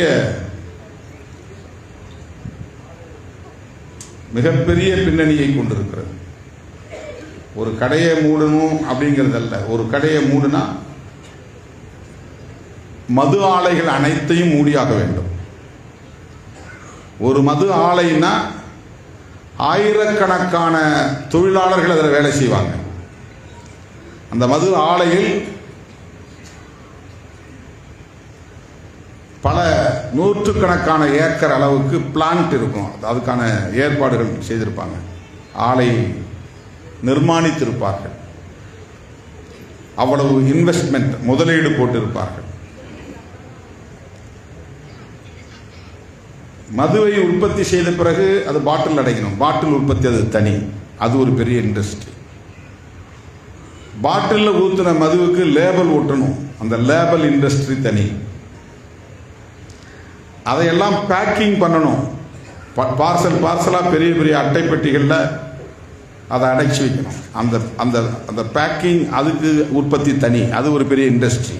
அட்டை பெட்டிகள் அல்லது பிளாஸ்டிக் கேசஸ், அது தனி இண்டஸ்ட்ரி, அது ஒரு பெரிய இன்ஃப்ராஸ்ட்ரக்சர். அதுக்கு ஆயிரக்கணக்கான லட்சக்கணக்கான தொழிலாளர்கள் வேலை செய்வாங்க.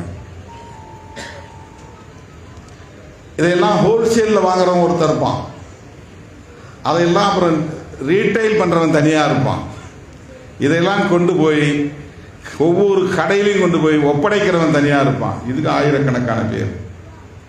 அவ்வளவு பெரிய பறந்து விரிந்த தொழில் இது. டாஸ்மாகை மூடுவது என்பது அவ்வளவு சுலபமான காரியம் இல்லை, நமக்கு தெரியும்.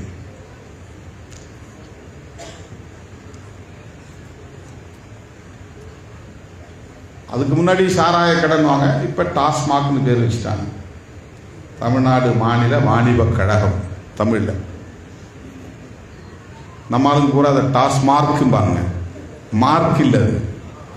ஏன்னா இதுக்கு முன்னாடி இந்த மார்க்குங்கிற பேரில் சாராயம் வந்து அதை சொல்லி சொல்லியே பழகி போச்சு. அதுக்கு முன்னாடி சாராய கடையெல்லாம் கெடா மார்க் சாராயம்னு விற்பாங்க. கெடா முற்ற மாதிரி பெரிய கொம்பு போட்ட கெடா மார்க். அது மார்க்னா அடையாளம், குறியீடு, அது சிம்பல், அது எம்பளம். இப்போ அதுக்கு முன்னாடி அந்த மாதிரி பெரிய மீசை போட்ட லோகோ இருக்கும் சாராயத்தில், கெடா மார்க். அந்த மார்க்குன்னு நினச்சிக்கிட்டு இப்போ எல்லாமே டாஸ் மார்க்குன்றாங்க. இது வந்து ஒரு கார்பரேஷன், மார்க்கெட்டிங் கார்பரேஷன். அது அரசாங்கமே இந்த நிறுவனத்தை உருவாக்கி இருக்கிறது, தமிழ்நாடு அரசாங்கமே உருவாக்கி இருக்கிறது. அதுக்கு வந்து IAS அதிகாரிகள் தான் பொறுப்பு. கஷ்டப்பட்டு படித்து ப்ரிலிமினரி பாஸ் பண்ணி, அதுக்கப்புறம் கஷ்டப்பட்டு படித்து மெயின் பாஸ் பண்ணி, அதுக்கப்புறம் கஷ்டப்பட்டு படித்து இன்டர்வியூவில் பாஸ் பண்ணி IAS-ஆக வருவாங்க. இங்கே வந்து என்ன வேலை செய்கிறாங்க? சாராயம் விற்கிறாங்க. அதுக்கு 4ஆம் கிளாஸே போதுமே. IAS IPS அதிகாரிகளை இப்படித்தான் பயன்படுத்துகிறோம் நாம்.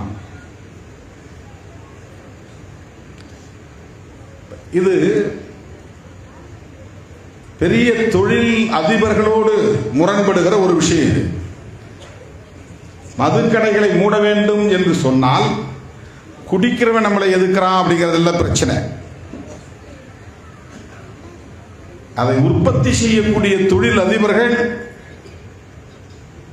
இதை எதிராக பார்ப்பார்கள். இது என்ன பெரிய மோசமான ஒரு கோரிக்கையா இருக்கு. ஏன்னா அவ்வளவு அவங்க இன்வெஸ்ட் பண்ணியிருப்பாங்க, முதலீடு செஞ்சிருப்பாங்க. ஆயிரக்கணக்கான ஏக்கரில் அவங்களுடைய பிளான்ட் இருக்கும், மது உற்பத்தி செய்யக்கூடிய ஆலைகள். அதில் பல்லாயிரக்கணக்கான லட்சக்கணக்கான பேர் தொழிலாளர்கள் வேலை செய்வாங்க. இந்த மது ஆங்கிலத்தில் IMFL அப்படின்னு சொல்லுவாங்க, இந்தியன் மேட் ஃபாரின் லிக்கர். அதாவது வெளிநாட்டு மது இந்தியாவில் செய்யப்படுகிறது. இந்தியாவில் செய்யப்படும் வெளிநாட்டு மது வகைகள். அதுதான் பீர். ஏன்னா நம்ம நாட்டு சரக்கு இல்லை பீர். விஸ்கி நம்ம நாட்டு சரக்கு இல்லை, பிராண்டி நம்ம நாட்டு சரக்கு இல்லை, பேரே தெரியுதில்லை.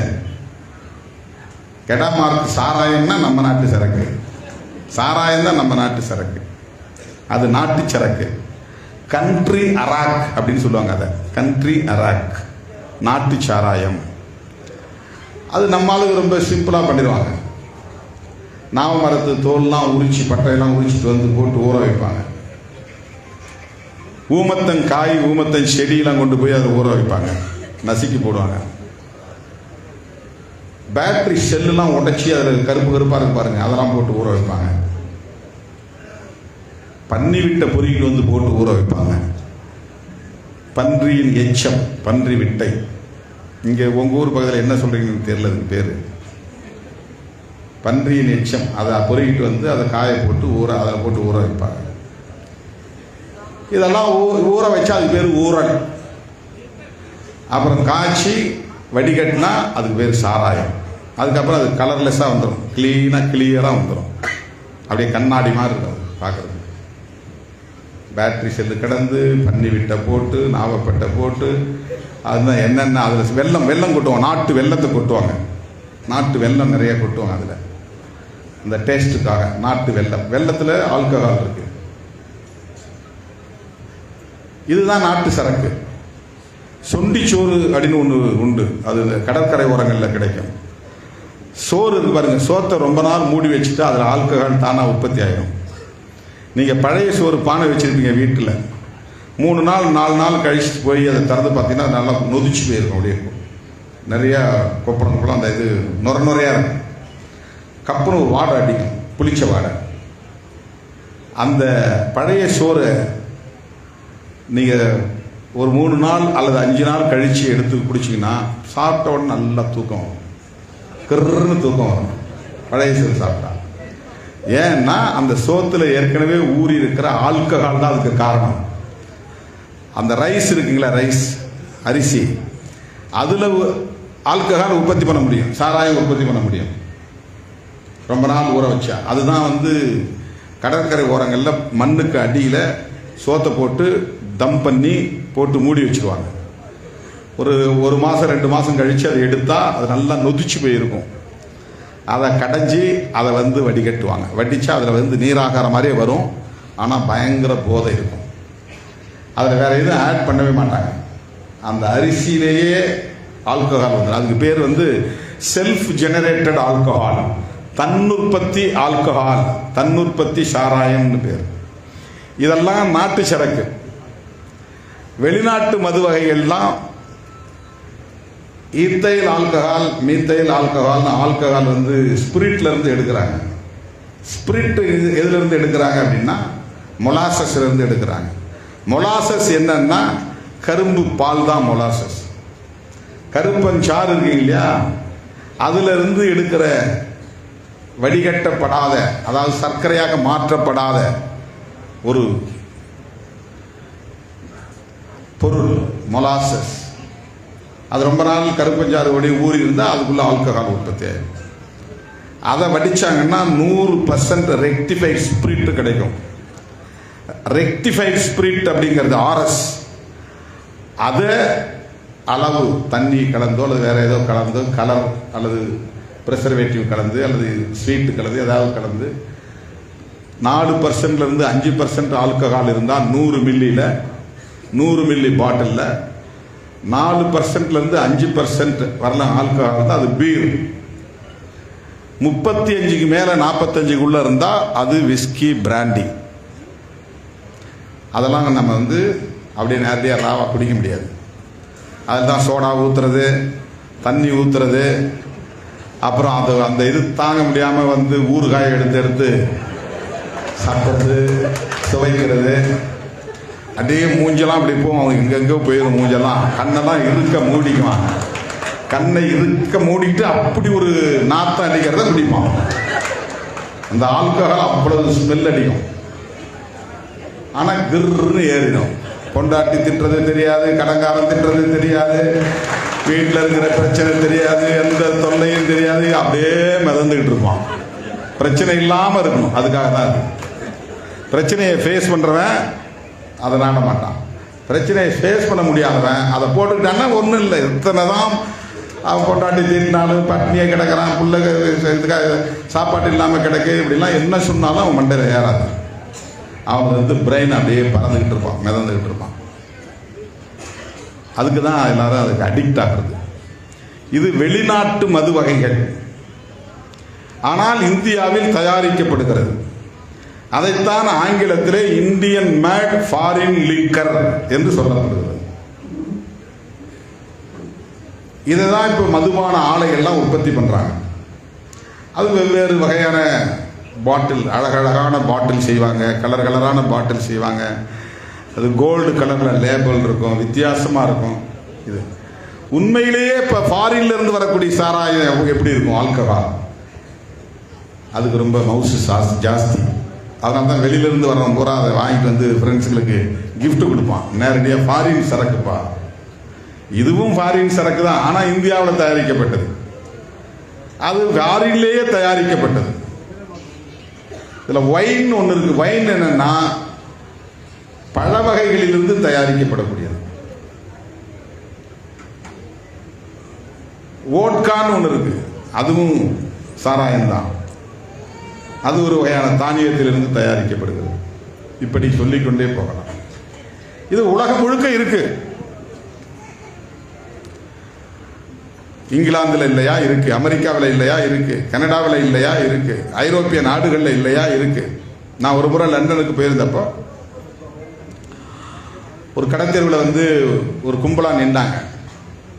அவங்கெல்லாம் பேங்க்ல, பிரைவேட் கன்சர்ன்ல வேலை செய்யக்கூடிய எம்ப்ளாயிஸ், ஆண்கள் பெண்கள் எல்லாம் வந்து ஆளுக்கு ஒரு டீ கடையில் போய் நம்ம டீ போடு, ஒரு கட்டிங் போடுன்னு சொல்ற மாதிரி அவங்க ஆளுக்கு ஒரு பெக், ஒரு அவுன்ஸோ 2 அவுன்ஸோ அதுக்கு பேர், அதை குடிச்சிட்டு டியூட்டிக்கு போயிடுவாங்க.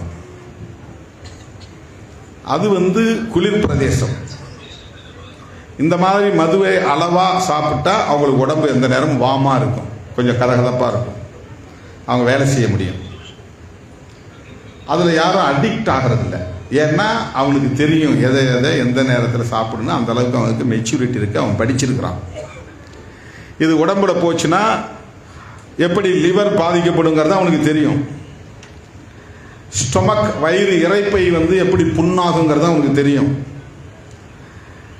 இதனால் புற்றுநோய் வருங்கிறது அவனுக்கு தெரியும். அடிக்ஷன் ஆகிட்டா பேலன்ஸ் இழந்துருவோம், அதுக்கப்புறம் மூளை ஒழுங்காக வேலை செய்யாதுங்கிறது அவங்களுக்கு தெரியும். அதனால் சோஷியல் ட்ரிங்கர் அப்படிங்கிற பேரில் ஃப்ரெண்ட்ஸுங்களோட அப்பப்போ குடிக்கிறதோட சரி, இல்லைன்னா அளவோடு குடிக்கிறதோட சரி. அங்கே டி அடிக்ஷன் சென்டர் தேவைப்படலை. அடிக்ஷன்னா அந்த பழக்கத்துக்கு, போதைக்கு அடிமையாகி விடுவது, வேற எதுவுமே அவனுக்கு தேடாது. நீ என்ன அமிர்தமே கொண்டு வந்து கொடுத்தா கூட அது அவனுக்கு பிடிக்காது, சாப்பிட மாட்டான். அதுதான் வேணும். காலையில் எழுந்திரிச்சு தண்ணியை எடுத்து வாய்ப்பு பிடிச்சிட்டு அல்லது ப்ரஷ் பண்ணிட்டு அப்புறம் தான் நம்ம காஃபி சாப்பிடணும்னு நினைப்போம். அவன் தூங்கி எழுந்த உடனே சாராயத்தை தான் குடிப்பான், சாராயத்தை தான் கொப்பளிப்பார். அடிக்ஷன் ஆகிடுவான். சோறு தேடாது, வயிறு புண்ணா போயிடும். சோறு சாப்பிட்டா அவன் குடிச்சு அந்த ஆல்கஹால் இருக்கிற போதையும் போயிடும், அதனால சாப்பிட மாட்டான். சோறு சாப்பிட்டுட்டு தண்ணி அடித்தாலும் போதை ஏறாது, சாப்பிட்ட உடனே சாப்பிட்டாலும் போதை ஏறாது. தண்ணி மட்டும் வயிற்றுல இருந்து அப்படியே மிதக்கலாம். இதுதான் அடிக்ஷன். இந்தியாவில் எல்லா மாநிலங்களிலும் அரசே நடத்துகிற மதுபான கடைகள் அதிகம் எங்கே இருக்கின்றன? இதை ஒரு ஆய்வு பண்ணும். பிரச்சனை அதுதான். இதை வேற யாரும் பேச முடியாது, நாம தான் பேசணும். வேற வழி இல்லை, வேற வழி இல்லை. சில பேர் கேட்குறாங்க, இவ்வளவு நாள் இவர் ஏன் பேசல, இப்ப பேசுறாரு.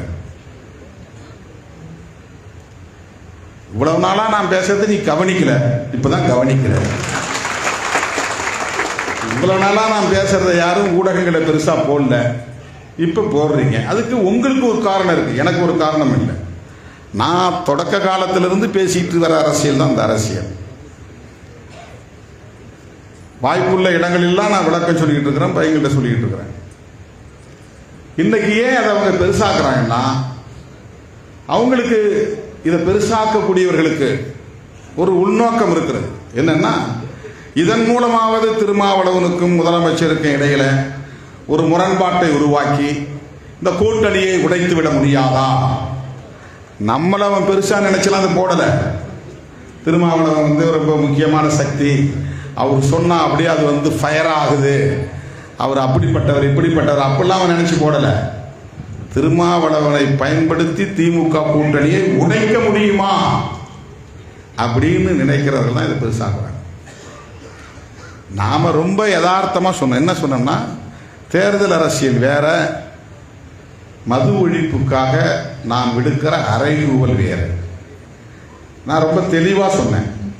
மது விலக்கு என்பதில் விடுதலை சிறுத்தைகளுக்கு மட்டுமல்ல, எல்லா கட்சிகளுக்கும் உடன்பாடு இருக்கிறது. திமுகவும் மதுவை வேண்டாம் என்று சொல்லுகிறது, தேர்தல் அறிக்கையில் குறிப்பிட்டிருக்கிறது.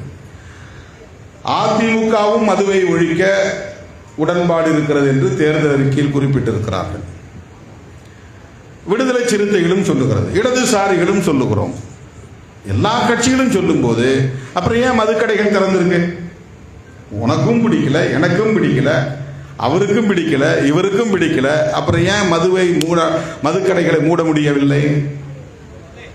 இந்த கேள்வியை எழுப்பிவிட்டு நான் சொன்னேன், எல்லோரும் சேர்ந்து ஒருமித்த குரல் எழுப்புவோம், மதுவை ஒழிப்போம், தேசிய கொள்கை வேண்டும் என்று வலியுறுத்துவோம். அப்ப பத்திரிகையாளர் கேட்டார். நான் சொன்னேன், அதிமுகவும் பேசலாம், இந்த மேடைக்கு வந்து சொல்லலாம். இது ரொம்ப ரொம்ப இயல்பாக நான் சொன்ன ஒரு கருத்து. உடனே திருமாவளவன் காய்களை நகர்த்துகிறார். நான் செஸ்ஸா விளையாடுறேன், என்ன காய்கள் இருக்கு, காய்களை நகர்த்துகிறார், ஏதோ திட்டம் போடுகிறார். ஒண்ணுமே கிடையாது. ஒரு சோசியல் ரெஸ்பான்சிபிலிட்டி, எனக்கு ஒரு சமூக பொறுப்புணர்வு இருக்கிறது. நான் மக்களை சந்தித்த போது மக்கள் எனக்கிட்ட கட்டளை அது. மாவோ சொன்னான், மக்களிடம் செல்லுங்கள், உனக்கு கற்றுத் தருவார்கள் என்று சொன்னான். பள்ளிக்கூடம் போன்னு சொல்லல அரசியல் கற்பதற்கு, பல்கலைக்கழகம் செல்லுங்கள் என்று சொல்லவில்லை அரசியல் கற்பதற்கு, மக்களிடம் செல்லுங்கள் என்று மாசேத்துங் என்கிற மாவோ சொன்னதை நாம் அறிவோம். நான் கள்ளக்குறிச்சிக்கு போனேன். 2 நாள் இருந்தேன். என்கிட்ட ஜனங்க வச்ச கோரிக்கை, தம்பி இந்த டாஸ்மாக் மூட சொல்லுங்க, கள்ளச்சாராயத்தை ஒழிங்கன்னு சொல்லலை. எங்கள் ஊரில் கள்ளச்சாராயம் விற்றுக்கிட்டு இருந்தான், அவனுக்கு இந்த அரசியல்வாதி துணையாக இருந்தார், இந்த போலீஸ்காரர் துணையாக இருந்தார், அவங்கள கைது பண்ணுங்கன்னு சொல்லலை. சாதாரண மக்கள்கிட்ட இயல்பாக விழுந்த கோரிக்கை, டாஸ்மாக் மூட சொல்லுங்க தம்பி. நீங்கெல்லாம் கேட்க மாட்டீங்களா? அந்த பெண்மணிகள் விடுத்த கோரிக்கை தான் விடுதலை சிறுத்தைகளின் ஆர்ப்பாட்டமாக மாறியது. சென்னையிலே ஆர்ப்பாட்டம், அவர்கள் வடித்த கண்ணீர் என்னை நெக்குருக செய்தது. அவர்கள் கதறி அந்த கதறல் என்னை ஆழமாக சிந்திக்க தூண்டியது. ஏன் இதை நாம் ஒரு வெகுமக்கள் பிரச்சனையாக மாற்றக்கூடாது என்கிற எண்ணம் எனக்குள் எழுந்தது. ஆகவேதான் சென்னையில் நடைபெற்ற ஆர்ப்பாட்டத்தில் நான் பேச்சின் ஊடாக இயல்பான ஒரு போக்கில் செப்டம்பர் 17 மகளிர் மாநாடு நடைபெறும், மது ஒழிப்பு மகளிர் மாநாடு நடைபெறும் என்று நான் அறிவித்தேன். இதில் எந்த கணக்கும் கிடையாது. 2026 சட்டமன்ற தேர்தல் வருது, அதெல்லாம் நான் கணக்கிலே வைக்கல. நான் ஏற்கனவே சொன்ன மாதிரி நான் அன்னன்னைக்கு பரீட்சைக்கு படித்து ராத்திரி படித்து காலையில் எழுதுறேன். இந்த 3 ரிவிஷன் அடிக்கிறது 4 ரிவிஷன் அடிக்கிற பழக்கம்லாம் எனக்கு கிடையாது. நான் ரொம்ப பிலோ ஆவரேஜ். ஒருத்தர் சொல்லியிருக்காரு திருமாவளவன் எல்கேஜின்னு. நான் அவருக்கு சொல்கிறேன், நான் எல்கேஜி கூட கிடையாது, நான் ப்ரீகேஜி தான். அதுக்கும் கீழே தான். ஏன்னா நான் நாள்தோறும் மக்கள்கிட்ட கற்றுக்கொண்டு வருகிறேன், இன்னும் கற்றுக்கிட்டே இருக்கேன், மக்கள்கிட்ட போகணும். நான் ப்ரீகேஜி தான், நான் ஒன்றும் பிஹெச்டிலாம் சொல்லிக்கல. பிஹெச்டி முடிச்சவங்களாம் வேலை வாய்ப்பு இல்லாமல் கிடக்குறாங்க. சும்மா பிஹெச்டி முடிச்சுட்டு வேலை வாய்ப்பு இல்லாமல் இருக்கிறாங்க. நான் ப்ரீகேஜி தான். மக்கள் கண்ணீர் மல்க விடுத்த கோரிக்கை அது. சின்ன கட்சி, அந்த குடும்பத்துக்கு தலா 10,000 கொடுத்துருந்தோம். அரசாங்கம் 10 லட்சம் கொடுத்துச்சு. விடுதலை சிறுத்தைகள் கட்சியின் சார்பில் 69 குடும்பத்திற்கும் தலா 10,000 கொடுத்தோம். கள்ளக்குறிச்சியில் இறந்தவங்களுக்கு 10,000 கொடுக்கும்போது மரக்காணத்தில் இறந்தவங்களுக்கு கொடுக்கணுமேன்னு நான் மரக்காணத்துக்கு போன 10ஆம் தேதி. அது 1.5 வருஷத்துக்கு முன்னால் நடந்தது. 14 பேர் அந்த ஊரை சேர்ந்தாங்க. 8 பேர் எந்த ஊருன்னு தெரியல. 22 பேர் செத்தாங்க. அதில் 4 பேர் தலித், 10 பேர் மீனவர்கள். இந்த மீனவர் குடியிருப்புக்கே போனோம். நிறைய பேர் சொன்னாங்க, மீனவர் குடியிருப்பு போனீங்கன்னா 5 மணிக்கு மேலே எல்லாம் தண்ணியை போட்டு தகராறு பண்ணாங்க, பிரச்சனை வந்துடுவாங்க, போக வேண்டாம். என்ன, நம்ம உழைக்கிற ஜனம், அவங்கள்ட்ட போய் நம்ம என்ன பேச போகிறோம்? அப்படியே குடிச்சிட்டு வந்தால் கூட வரட்டும், அவங்கள்ட்ட நம்ம பேசுவோம் அப்படின்னு நான் அந்த கூட்டத்தை மீனவர் குடியிருப்பில் தான் போட சொன்னேன். நிஜமாவே அதே மாதிரி ஒரு ஆள் குடிச்சிட்டு ஒரே ஒரு ஆள் திரும்ப எகிரி மேடைக்கு வந்தார். ஏதோ சத்தம் போட்டுக்கிட்டு இருந்தார். போலீஸ் குடிச்சு போனாங்க. அப்புறம் விட்டுருவாங்க, அப்புறம் வருவார். அந்த கூட்டம் முடியறதுக்குள்ள ஒரு 4-5 முறை அவர் வந்துட்டார். சத்தம் போட்டு போனார். அந்த பெண்மணிகள் பேசுகிற போது சொன்னார்கள், இந்த 10 பேர் செத்தது தான் உங்களுக்கு தெரியும். இந்த ஊரில், இந்த பகுதியில் 300 பேர் விதவைகளாக இருக்கிறார்கள், கைம்பெண்களாக இருக்கிறார்கள். அப்படியே எனக்கு தூக்கி வாரி போட்டுச்சு. 10 லட்சம் ரூபாய் அரசாங்கம் கொடுத்துச்சு. இந்த பணம் அப்படியே வச்சிருக்கிறேன், வேணா கவர்மெண்ட்டுக்கு நான் கொடுத்துட்றேன் திருப்பி. அந்த பணத்தை வச்சு நான் என்ன பண்ண போகிறேன்? அந்த பணத்தால் என்னால் பூ வாங்க முடியுமா, பொட்டு வாங்க முடியுமா என்று கேட்டான். புருஷன் செத்து போயிட்டாதான் இங்கே பூ வைக்க முடியாது, பொட்டு வைக்க முடியாத நம்ம சமூகத்தில். அந்த பணத்தை எடுத்து நான் என்ன பூ வாங்க முடியுமா, பொட்டு வாங்க முடியுமான்னு கேட்குறாங்க அந்த அம்மா. நம்ம என்ன பதில் சொல்ல முடியும்? இதுபோல் இந்தியாவில் உள்ள எல்லா கிராமங்களிலும் மது பழக்கத்திற்கு அடிமையாகி இளம் வயதிலேயே காலமாகி விடுகின்றனர். 2 புள்ள 3 புள்ள குழந்தையை கொடுத்துட்டு பெண்டாட்டி தலையில சுமத்திட்டு அவங்க போய் சேர்ந்துடுறாங்க. அதன் பிறகு அந்த பிள்ளைகளை காப்பாற்றி கரையேற்றுகிற பெருஞ்சுமை தாய்மார்களின் தோள்களில் விழுந்து விடுகிறது. அது மட்டும் கிடையாது, அதுக்கு பிறகு அந்த பெண்மணி சாகிற வரையில் பயந்து பயந்து பயந்து ஊருக்கு பயந்து பயந்து வாழ வேண்டும். அடாத பழிகள் வந்து சேரும், அவதூறுகள் பரவும். யாராவது ஒருத்தனோட பேசிக்கிட்டு நின்னா போதும், கண்ணு காது மூக்கு வைத்து விடுவார்கள். ஏதாவது உதவி கேட்டு போனால் போதும், இந்த பெண்மணி சுதந்திரமாக இருக்க முடியாது. அவ்வளவு கொடுமைகளை இந்த சமூகத்தில் பெண்மணிகள், கணவனை இழந்த பெண்மணிகள் சந்திக்கக்கூடிய அவலம் இந்த சமூகத்தில் இருக்கிறது. ஈழமண்ணில் 1,00,000 பேர் விதவைகள் இருக்கிறார்கள் என்ற ஒரு புள்ளி விவரத்தை படித்த போது நான் அதிர்ச்சி அடைந்தேன். அந்த 1,00,000 தாய்மார்களின் கணவன்மார்கள் சிங்கள பௌத்த பேரினவாதத்தை எதிர்த்து நடத்தப்பட்ட அந்த யுத்தத்தில் பலியானவர்கள், வேட்டையாடப்பட்டவர்கள், மண்ணின் மக்களின் விடுதலைக்கான யுத்தத்தில் களப்பலியானவர்கள். ஆனால் தமிழ்நாட்டில், இந்தியாவில் சாராயம் குடித்து இறந்தவர்களின் எண்ணிக்கை லட்சக்கணக்கிலே. அதனால் இளம் வயதிலேயே பெண்மணிகள் விதவைகளாக இருக்கிறார்கள். ஒரு பெண்ணை வந்து சொல்லுது, எனக்கு 28 வயசு, 2 பிள்ளைங்க, நான் என்ன பண்ண போறேன், என் பிள்ளைங்களை எப்படி படிக்க வைக்க போறேன், கதறாங்க. இது எவ்வளவு பெரிய முக்கியமான பிரச்சனை. இதை பேசாம,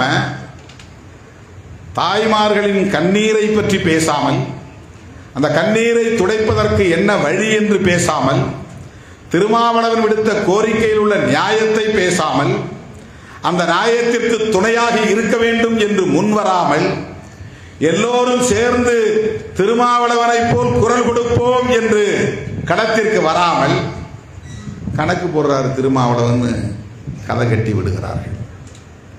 இது என்னை கொச்சைப்படுத்துவதல்ல, கண்ணீர் சிந்தும் தாய்மார்களின் உணர்வுகளை கொச்சைப்படுத்துவது. தேர்தலில் வந்து ஒரு கூட்டணியில் இருக்கிறது அல்லது வெளியேறது அது சுதந்திரமான ஒன்று. அது என்ன நம்ம வந்து இப்படி அப்படி காய்களை நகர்த்தி சூதாட்டம் ஆடிதான் முடிவெடுக்கணும் அப்படிலாம் ஒன்றும் கிடையாது. நம்முடைய எதிர்காலத்தை கருத்திலே கொண்டு, நம் கட்சியின் நலனை கருத்தில் கொண்டு நாம் எடுக்கிற முடிவு சுதந்திரமான முடிவு. ஒரு அணியிலே இருக்கலாம் அல்லது வெளியேறலாம், இதற்கு எந்த கட்டுப்பாடும் கிடையாது. அதே போல அந்த அணியை தலைமை தாங்கக்கூடிய பெரிய கட்சிகள் ஒரு கட்சியை கூட்டணியில் வைத்துக் கொள்ளவும் அல்லது வேண்டாம் என்று சொல்லவும் அவர்களுக்கு சுதந்திரம் இருக்கிறது, உரிமை இருக்கிறது. இதில் என்ன ஒளிச்சி மறைச்சி சூது சூழ்ச்சி அதெல்லாம் தேவையில்லை. இது 100 விழுக்காடு தூய்மையான நோக்கத்தை கொண்ட ஒரு மாநாடு. அதனால்தான் நான் சொன்னேன், கட்சி கடந்து, அரசியல் கடந்து, சாதி மதம் ஆகியவற்றை கடந்து எல்லோரும் ஒருங்கிணைந்து ஒருமித்த குரலில் இதை பேச வேண்டிய தேவை இருக்கிறது. 2 கோரிக்கை. 1, தமிழ்நாட்டில் படிப்படியாக டாஸ்மாக் மூட வேண்டும். டாஸ்மாக்ங்கிற கார்பரேஷனே இருக்கக்கூடாது. கடைகளை மூடனா கார்பரேஷன் இருக்காது.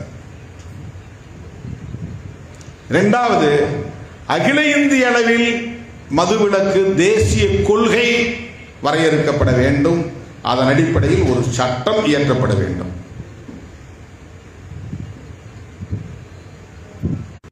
மதுவிலக்குக்கு சட்டம் இருக்கிறதா என்றால் இல்லை. அந்த சட்டம் இருந்தும் கஞ்சா இந்தியா முழுக்க எல்லா கிராமங்களுக்கும் விநியோகமாகிறது. அதுபோல போதை பொருள், அந்த நீங்க எழுதும்போது போதைன்னு மட்டும் போடக்கூடாது, போதை பொருள் அப்படின்னு தான் போடணும். ஏன்னா மதுவிலும் போதை இருக்கு. அதனால மது போதை ஒழிப்பு அப்படி இல்லை, மது மற்றும் போதை பொருள் ஒழிப்பு. லிக்கர் அண்ட் ட்ரக்ஸ், மருந்து, ஊசி மருந்து இருக்கு பாருங்க, அதையே நிறைய பேர் போதைக்கு பயன்படுத்துறாங்க. பெத்தட்டின்னு ஒரு ஊசி இருக்கு, அதை வந்து போதைக்கு போட்டுக்கிட்டு நிறைய பேர் அப்படியே ஒரு சொர்க்கத்தில் மிதந்து கொண்டிருப்பார்கள். இப்போ கஞ்சா சாக்லேட் வந்துருச்சு. அது கூட போட்டு சுவைக்கணும். சுவைச்சா வாய் அசைகிறது தெரியும். வாய் அசையாமல் இருக்கிறதுக்கு ஸ்டிக்கர் கண்டுபிடிச்சிட்டாங்க. ஸ்டிக்கர் பொட்டு மாதிரி, ஸ்டிக்கர் ஆல்கஹால், ஸ்டிக்கர் கஞ்சா. அதை நாக்கில் ஒட்டிக்கிட்டு நீ பாட்டு உட்காந்துக்கலாம், அப்படியே வாயை மூடிக்கிட்டு. அப்படியே போதை ஏறிக்கிட்டே இருக்கிறன்னு ஏறும். இங்கே நமக்கு கிடைக்கலன்னு நினைக்கிறீங்களா? இதெல்லாம் இவங்களுக்கு எப்படி தெரிஞ்சதுன்னு நினைக்கிறீங்களா? இதெல்லாம் சொல்றதை கேட்டு தான் சொல்றோம். ஸ்டிக்கர் ஆல்கஹால் வந்து ஸ்டிக்கர்ல வந்துருச்சு, கஞ்சா வந்து ஸ்டிக்கர்ல வந்துருச்சு. பல வடிவத்தில் கொண்டு வந்தாங்க. ஸ்கூல் கோயிங் கேர்ள்ஸ், பள்ளிக்கூடத்துக்கு போற சின்ன பிள்ளைகள். இப்போ ஒரு பெரிய பிரபலமான ஒரு தனியார் கல்லூரி வளாகத்தில் நிறைய கஞ்சா பிடிச்சிருக்கிறாங்க. அது கேர்ள்ஸ் ஹாஸ்டல்ல இருந்து. பெண் பிள்ளைகள் கஞ்சா அடிச்சா என்ன ஆகும் யோசிச்சு பாருங்க. பெண்களுக்கு எதிரான வன்கொடுமைகள் நடந்ததெல்லாம் பெரும்பாலும் போதையில் இருந்தவர்களால் தான் நடந்திருக்கு. டெல்லியில் ஒரு பெண்ணை பண்ணாங்க இல்லையா, அந்த பொண்ணுக்கு பேர் வந்து சொல்லக்கூடாதுன்றதுனால இவங்களே ஒரு பேர் வச்சாங்க, நிர்பயான்னு. நிர்பயான்னா பயம் இல்லாதவள் அப்படின்னு அர்த்தம். பயம் அப்படிங்கிறது அச்சம், நிர்பயம்னா பயம் இல்லாதவள். இவங்களா ஒரு பேர் வச்சுட்டாங்க. ஆனால் இது மாதிரி பாதிக்கப்படுற பெண்களுடைய பேரை சொல்லக்கூடாது, போட்டோவை பயன்படுத்தக்கூடாது, அப்படி ஒரு சட்டம் இருக்கு. இப்ப கல்கத்தாவில் ஒரு மருத்துவக் கல்லூரி மாணவி ரொம்ப கொடூரமான முறையில் வன்புணர்வுக்கு ஆளாக்கப்பட்டு கொலை செய்யப்பட்டார். அந்த டீம், அந்த ஆள் கைது செய்யப்பட்டார், ஃபுல் போதை. எனவே இளம் தலைமுறையினர் பாதிக்கப்படுகிறார்கள். இரண்டாவது கோரிக்கை, தேசிய மதுவிலக்கு கொள்கை வேண்டும், அதன் அடிப்படையில் சட்டம் இயற்ற வேண்டும். இதை எல்லா கட்சிகளும் சொல்ல வேண்டும். பிஜேபி சொல்லணும். பிஜேபி ஆளக்கூடிய எந்த மாநிலத்திலாவது மதுவிலக்கு நடைமுறையில் இருக்கிறதா?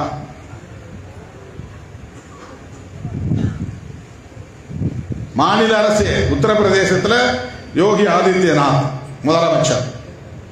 இவங்க வந்து ஆன்மீகம் பேசுறவங்க,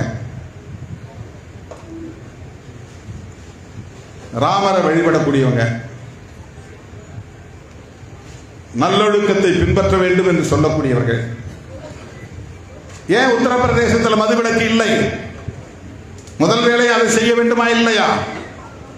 இந்துக்களை காப்பாற்ற விரும்பக்கூடிய இந்துத்துவ பாதுகாவலர்களாக இருக்கக்கூடிய பாரதிய ஜனதா கட்சியை சார்ந்தவர்கள் ஆளக்கூடிய உத்தரப்பிரதேச மாநிலத்தில் ஏன் மதுவிலக்கு நடைமுறையில் இல்லை? பதில் சொல்வார்களா? எந்த மாநிலத்திலும், பிஜேபி ஆளுகிற மாநிலத்திலும் மதுவிலக்கு நடைமுறையில் இல்லை. குஜராத்தில் இருக்கு, அது காங்கிரஸ் காலத்தில் வந்தது. காந்தி பிறந்த மாநிலம்ங்கிறதுனால காந்திக்கு மரியாதை கொடுத்து அதை மூடி வச்சிருக்கிறாங்க. பீகார்ல இருக்கு, நிதிஷ்குமார் அங்க முதல்வராக இருக்கிறதுனால அது இருக்கு. அவர் கொஞ்சம் முற்போக்கு சிந்தனை உள்ளவர். பிஜேபியோட கூட்டணி வச்சிருந்தாலும் முற்போக்கு சிந்தனை உள்ளவர். நான் முடிச்சிடறேன். மிசோரம், நாகாலாந்து ரெண்டு சின்ன மாநிலங்கள் இருக்கு, ரெண்டு பெரிய மாநிலங்கள் இருக்கு. மற்ற எல்லா மாநிலங்களிலும் அரசாங்கம் மது வியாபாரம் செய்கிறது. மதுவிலக்கு கொள்கை இல்லை. இப்ப தமிழ்நாட்டில் மூடிட்டா பாண்டிச்சேரியில் விற்பனையாகும், ஆந்திராவில் விற்பனையாகும், கேரளாவில் விற்பனையாகும், எல்லாம் இங்க தமிழ்நாட்டுக்குள்ள வந்து குவியும். இப்ப தேசிய அளவில் மதுவிலக்கு கொள்கை கொண்டு வாருங்க. கான்ஸ்டிடியூஷன்ல அதுக்கு இடம் இருக்கு. அதைத்தான் நான் சொல்லுகிறோம். இது திருமாவளவன் குரலாக மட்டுமில்லாமல், விடுதலை சிறுத்தைகளின் குரலாக மட்டுமில்லாமல், ஏன் தேசிய மதுவிலக்கு கொள்கையை திமுக வலியுறுத்தக்கூடாது, அதிமுக வலியுறுத்தக்கூடாது, காங்கிரஸ், பாஜக போன்ற தேசிய கட்சிகள் ஏன் இதை ஒரு தேசிய கொள்கையாக வலியுறுத்தக்கூடாது? இதுதான் விடுதலை சிறுத்தைகள் எழுப்புகிற கேள்வி. இதை போய் தேர்தல் அரசியலோடு முடிச்சு போட்டு தயவு செய்து இந்த தூய்மையான நோக்கத்தை கலங்கப்படுத்த வேண்டாம் என்று கேட்டுக்கொள்கிறேன். சரி, இப்படி பேசுறதுனால திமுக உங்களை தப்பா நினைக்காதா? இந்த ஊடகங்கள் எல்லாம் இப்படி திரித்து எழுதுவதால் இந்த உறவு பாதிக்கப்பட்டு விடாதா? கூட்டணி முறிந்து விடாதா? உங்களுக்கு அந்த நோக்கம் இல்லை. வேண்டுமென்றே சிலர் இதை கூர்மைப்படுத்தி உடைத்து விட மாட்டார்களா? நான் எந்த கணக்கும் பண்ண விரும்பவில்லை. மது ஒழிக்கப்பட வேண்டும் என்பது மட்டும்தான் எங்கள் கோரிக்கை. இந்த கோரிக்கையால் அரசியல் களத்தில் எந்த பாதிப்பு வந்தாலும் அதை எதிர்கொள்ள விடுதலை சிறுத்தைகள் தயாராக இருக்கிறோம். இதை நான் தூய்மையாக சொல்லுகிறேன், உள்ள தூய்மையோடு சொல்லுகிறேன். எனக்கு எந்த கிரிமினல் இன்டென்ஷனும் கிடையாது, எந்த பொலிட்டிக்கல் கால்குலேஷனும் கிடையாது. இப்படி பேசுறதுனால தேர்தல் அரசியல்ல கூட்டணி உறவுகள்ல பிரச்சனைகள் வரலாம், ஏதாவது பாதிப்புகள் வரலாம், பின்னடைவு வரலாம். ஆனா ஆயிட்டு போட்டோம். விடுதலை சிறுத்தைகள் கட்சி என்பது புரட்சியாளர் அம்பேத்கரின் கொள்கைகளை வெளிநடத்தக்கூடிய ஒரு இயக்கம், சமூக இயக்கம், பெரியார் இயக்கம். நான் தொடக்கத்தில் சொன்ன மாதிரி பரீட்சை நேரத்தில் படிச்சு பாஸ் பண்ணக்கூடியவன் நான். மற்ற மாணவர்கள்லாம் 3 மாசம் முன்னாடியே படிப்பாங்க, ஃபர்ஸ்ட் ரிவிஷன் விடுவாங்க, ஒரு சப்ஜெக்டையும் 3 முறை படிச்சுடுவாங்க. நான் அன்னைக்கு நைட்டு படிச்சுட்டு அடுத்த நாள் பரீட்சை எழுதி பாஸ் பண்ண முடியாது. அப்படிதான் நான் இது பண்ணிருக்கேன். ஆவரேஜ் பிலோ ஆவரேஜ் ஸ்டூடெண்ட் தான். லா காலேஜில் என் கூட படிச்ச நண்பர்கள் இருக்கிறாங்க, நிறைய பேர் எழுதுனாங்க. நாங்கள் 2-3 பேர் தான் பாஸ் பண்ணோம். அதில் நான் ஒருத்தன் தான் அன்னன்னைக்கு படிச்சுட்டு போய் எழுதினேன். நான் பாஸ் பண்ணிட்டேன். 3 ரிவிஷன் விட்டவன்லாம் அரியர் செஞ்சுட்டான், முடிஞ்சிச்சு. அடுத்த அட்டம்ப்ட்ல தான் அவன் பாஸ் பண்ணணும். நான் சிரிக்கிறதா சொல்ல, நிஜமாவே எங்கள் அசிஸ்டன்ட் டைரக்டர் நான் வேலை செஞ்ச ஃபொரன்சிக் சயின்ஸ் லேபரேட்டரியில் லாஸ் ஆஃப் பே லீவ் போட்டப்போ என்கிட்ட சொன்னார், என்ன எதுக்காக லீவ் போடுறீங்கன்னாரு. எக்ஸாம் எழுத போகிறேன். என்ன எக்ஸாம் எழுத போகிறீங்க? லா எக்ஸாம். லா படிச்சுட்டு இருக்கிறேன். ஆமாம் சார், அதுக்குள்ளே வேலை கிடச்சிச்சு, வந்து ஜாயின் பண்ணிட்டேன். அப்போ லீவ் போட்டு போகிறீங்க? ஆமாம். என்னைக்கு பரீட்சைன்னாரு. 1 வாரம் தான். 1 வாரத்தில் போய் நீ படித்து எழுதி பாஸ் பண்ணியிருக்கிறதா அப்படின்னாரு. இருந்தாலும் எழுதி தான் ஆகணும் சார், நான் போகிறேன். ஏன் வேஸ்ட் பண்ணுறேன் லீவ் போட்டு? லீவும் போகுது உனக்கு, லாஸ் ஆஃப் பேவும் பணமும் சம்பளமும் இல்லாமல் போகுது, அங்கே நீ போய் எழுதி பாஸ் பண்ண போகிறதும் இல்லை அப்படின்னு எனக்கு கிண்டல் அடிச்சார். நான் போகிறேன், பரீட்சை எழுதினேன். கொஞ்ச நாளில் ரிசல்ட் வந்துச்சு. Thirumavalavan pass, all pass. நான் இதுக்குன்னு என்ன பண்ணேன், ஸ்வீட் வாங்கிட்டு அவர் வீட்டுக்கு போனேன். அவர் வீட்டில் ஒரு 3வது மாடியில் அவர் வீடு. அவர் ஒரு நாய் வளர்க்குறது எனக்கு தெரியல. நான் போனதும் அந்த நாய் என் மேலே பாய்ச்சி பிராண்டி கைகளில் காயப்பட்டு ரத்தம் வந்துருச்சு. ஸ்வீட்டு கொடுத்து போனதில்லை எனக்கு வந்த வந்து. நான் இது மாதிரி பாஸ் பண்ணிட்டேன்னு சொன்னேன்னா அவரால் நம்ப முடியல. பாஸ் பண்ணிட்டீரா? அவர் ஒரு பிராமண அதிகாரி, அந்த ஸ்டைலில் பேசினார். வாங்க போங்கன்னு மரியாதை கொடுக்கக்கூடாதுன்றதுனால நீர் போர் வார் அப்படின்னு அவங்க.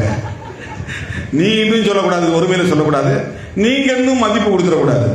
அதுக்காக 2க்கும் இடையில அவங்க கண்டுபிடிச்சது ஒரு வார்த்தை. என்ன பண்றீர், எங்க போறீர், நீர் என்ன செய்கிறீர் அப்படிமாங்க. நீன்னு சொன்னாலும் சிங்கிள் ஆயிரும், தப்பாயிரும். நீங்கன்னு சொன்னாலும் ரொம்ப மதிப்பு கொடுத்த மாதிரி ஆயிரும். அதுக்கு அவங்க கண்டுபிடிச்சிருக்கிற ஒரு ஸ்ட்ராட்டஜி, இது ஒரு புத்தி. நீர்வாங்க. அவர் அப்படிதான் பேசுவார். நான் பாஸ் பண்ணது யாராலும் நம்பவே முடியல. எதுக்கு இதை நான் சொல்றேன்னா, எலெக்ஷன் நேரத்தில் தான் நாங்கள் எலெக்ஷனை பற்றியே முடிவு பண்ணுவோம். பரீட்சை நேரத்தில் தான் நாங்கள் படிப்போங்கிற மாதிரி எலெக்ஷன் நேரத்தில் தான் எலெக்ஷனை பற்றியே முடிவு பண்ணுவோம். அதை பற்றி எங்களுக்கு இன்னும் பெருசாக ப்ரிப்பரேஷன்லாம் கிடையாது. ஏன்னா நாங்கள் நாளைக்கே ஆட்சியை பிடிக்க போகிறோமா, நாட்டை ஆட போகிறோமா, ஏதோ நாங்கள் ஒரு சிங்கிள் நம்பர்லையோ அல்லது டபுள் டிஜிட் நம்பர்லையோ எலெக்ஷன் நிற்க போகிறோம். ஜெயிச்சு நாங்கள் என்ன பண்ண போகிறோம்? ஜெயிச்சாலும் ஒன்று தான், ஜெயிக்கலனாலும் ஒன்று தான். அதில் ஒன்றும் பெரிய மாற்றத்தை ஏற்படுத்த போகிறதில்ல. என்ன ஒரு கெத்து, நாங்களும் ஒரு கட்சியை தொடங்கணும், நாங்கள் ஒரு 4 எம்எல்ஏ வச்சிருக்கிறோம், நாங்கள் 2 எம்பி வச்சிருக்கிறோம், ஒரு ஸ்டேட் பார்ட்டியாக ரெகக்னைஸ் ஆகிருக்கிறோம். இதெல்லாம் ஜனங்களுக்கு ஒரு நம்பிக்கை ஊட்டக்கூடிய ஒரு வாய்ப்பு, அவ்வளோதான். இதனால் ஒன்றும் பெருசாக ஆக போகிறதில்ல. அதனால் எங்களுக்கு எலெக்ஷன் அன்னைக்கு தான் எலெக்ஷனை பற்றியே முடிவு செய்வோம். அண்டர்லைன் த பாயிண்ட், கோடு போட்டு அடிக்கோடு இட்டு. எலெக்ஷன் நேரத்தில் தான் எலெக்ஷனை பற்றி முடிவு செய்வோம். இப்போ நாங்கள் திமுக கூட்டணியில் இருக்கிறோம், நான் நம்பிக்கிட்டு இருக்கிறேன். திமுக கூட்டணியில் இருக்கிறோம். கூட்டணி தொடருகிறது என்றும் நாங்கள் நம்புகிறோம், தொடரும் என்றும் நம்புகிறோம். அது வேறு.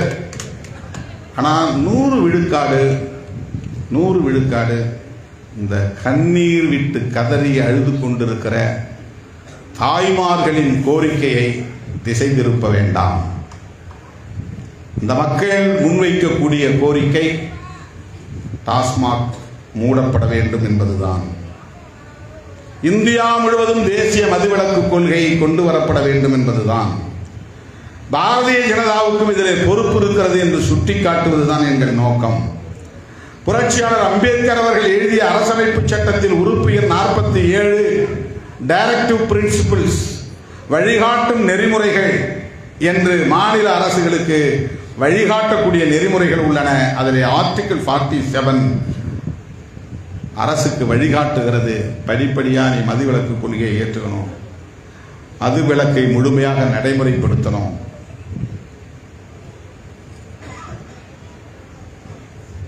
ஆயிரத்தி 1954 அப்ப இருந்த காங்கிரஸ் கவர்மெண்ட் பண்டித ஜவஹர்லால் நேரு அவர்களின் காலத்தில் இருந்த அரசு ஸ்ரீமன் நாராயணன் என்பவர் தலைமையில் ஒரு கமிஷனை போட்டுச்சு, மதுவிலக்கு ஆலோசனை குழு. அந்த கமிஷன் பரிந்துரை கொடுத்துச்சு. 1955 அறிக்கை கொடுத்துச்சு.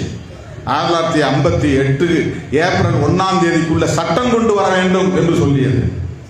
நடைமுறைக்கு வரல. இன்றைக்கு அதை விடுதலை சிறுத்தைகள் கட்சி சுட்டிக்காட்ட விரும்புகிறது. அரசியல் கட்சிகளே, அரசியல் கட்சிகளின் தலைவர் பெருமக்களே, எல்லோரும் சேர்ந்து ஒருமித்த குரலாய் தேசிய மதுவிலக்கு கொள்கையை வரையறுக்க வேண்டும் என்று வலியுறுத்துவோம், சட்டம் இயற்றுவோம். நல்ல சாராயம் குடிச்சா கள்ளச்சாராயம் வராதுங்கிறதுல ஹம்பக், மோசடி. நல்ல சாராயம் குடித்தால் உடலுக்கு நல்லது, கள்ளச்சாராயம் தான் உடலுக்கு கெடுதி என்று சொல்லுவது ஒரு ஏமாற்று வேலை. சாராயம் என்றாலே அது நஞ்சுதான், மது என்றாலே அது நஞ்சுதான். அதிலே நல்ல நஞ்சு கெட்ட நஞ்சு என்று ஒன்று கிடையாது. நஞ்சு நஞ்சுதான். எனவே இதை பெண்கள் உரத்து பேச வேண்டும் என்பதற்காகத்தான் மகளிர் மாநாடு. எனது அருமை தோழர்களே, டெல்டா மாவட்டங்களில் இருந்து ஏராளமான பெண்கள் இந்த மாநாட்டில் பங்கேற்க வேண்டும் என்று நான் அழைப்பு விடுக்கிறேன். மாவட்டத்துக்கு எத்தனை யூனிஃபார்ம் சாரி வேணுங்கிறத தலைமைக்கு சொல்லிருங்க. அடக்க விலைக்கு உங்களுக்கு அப்படியே தலைமையில் வழங்கப்படும்.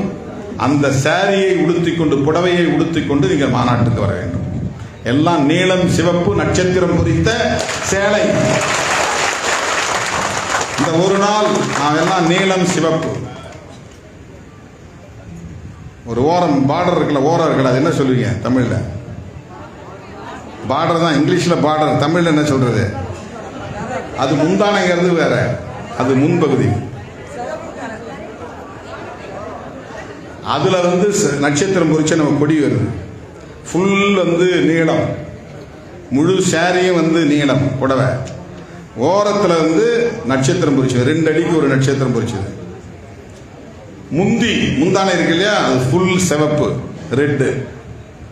நம்ம ரவிக்கையும் ரெட்டு. ரெட்டுன்னா சிவப்பு.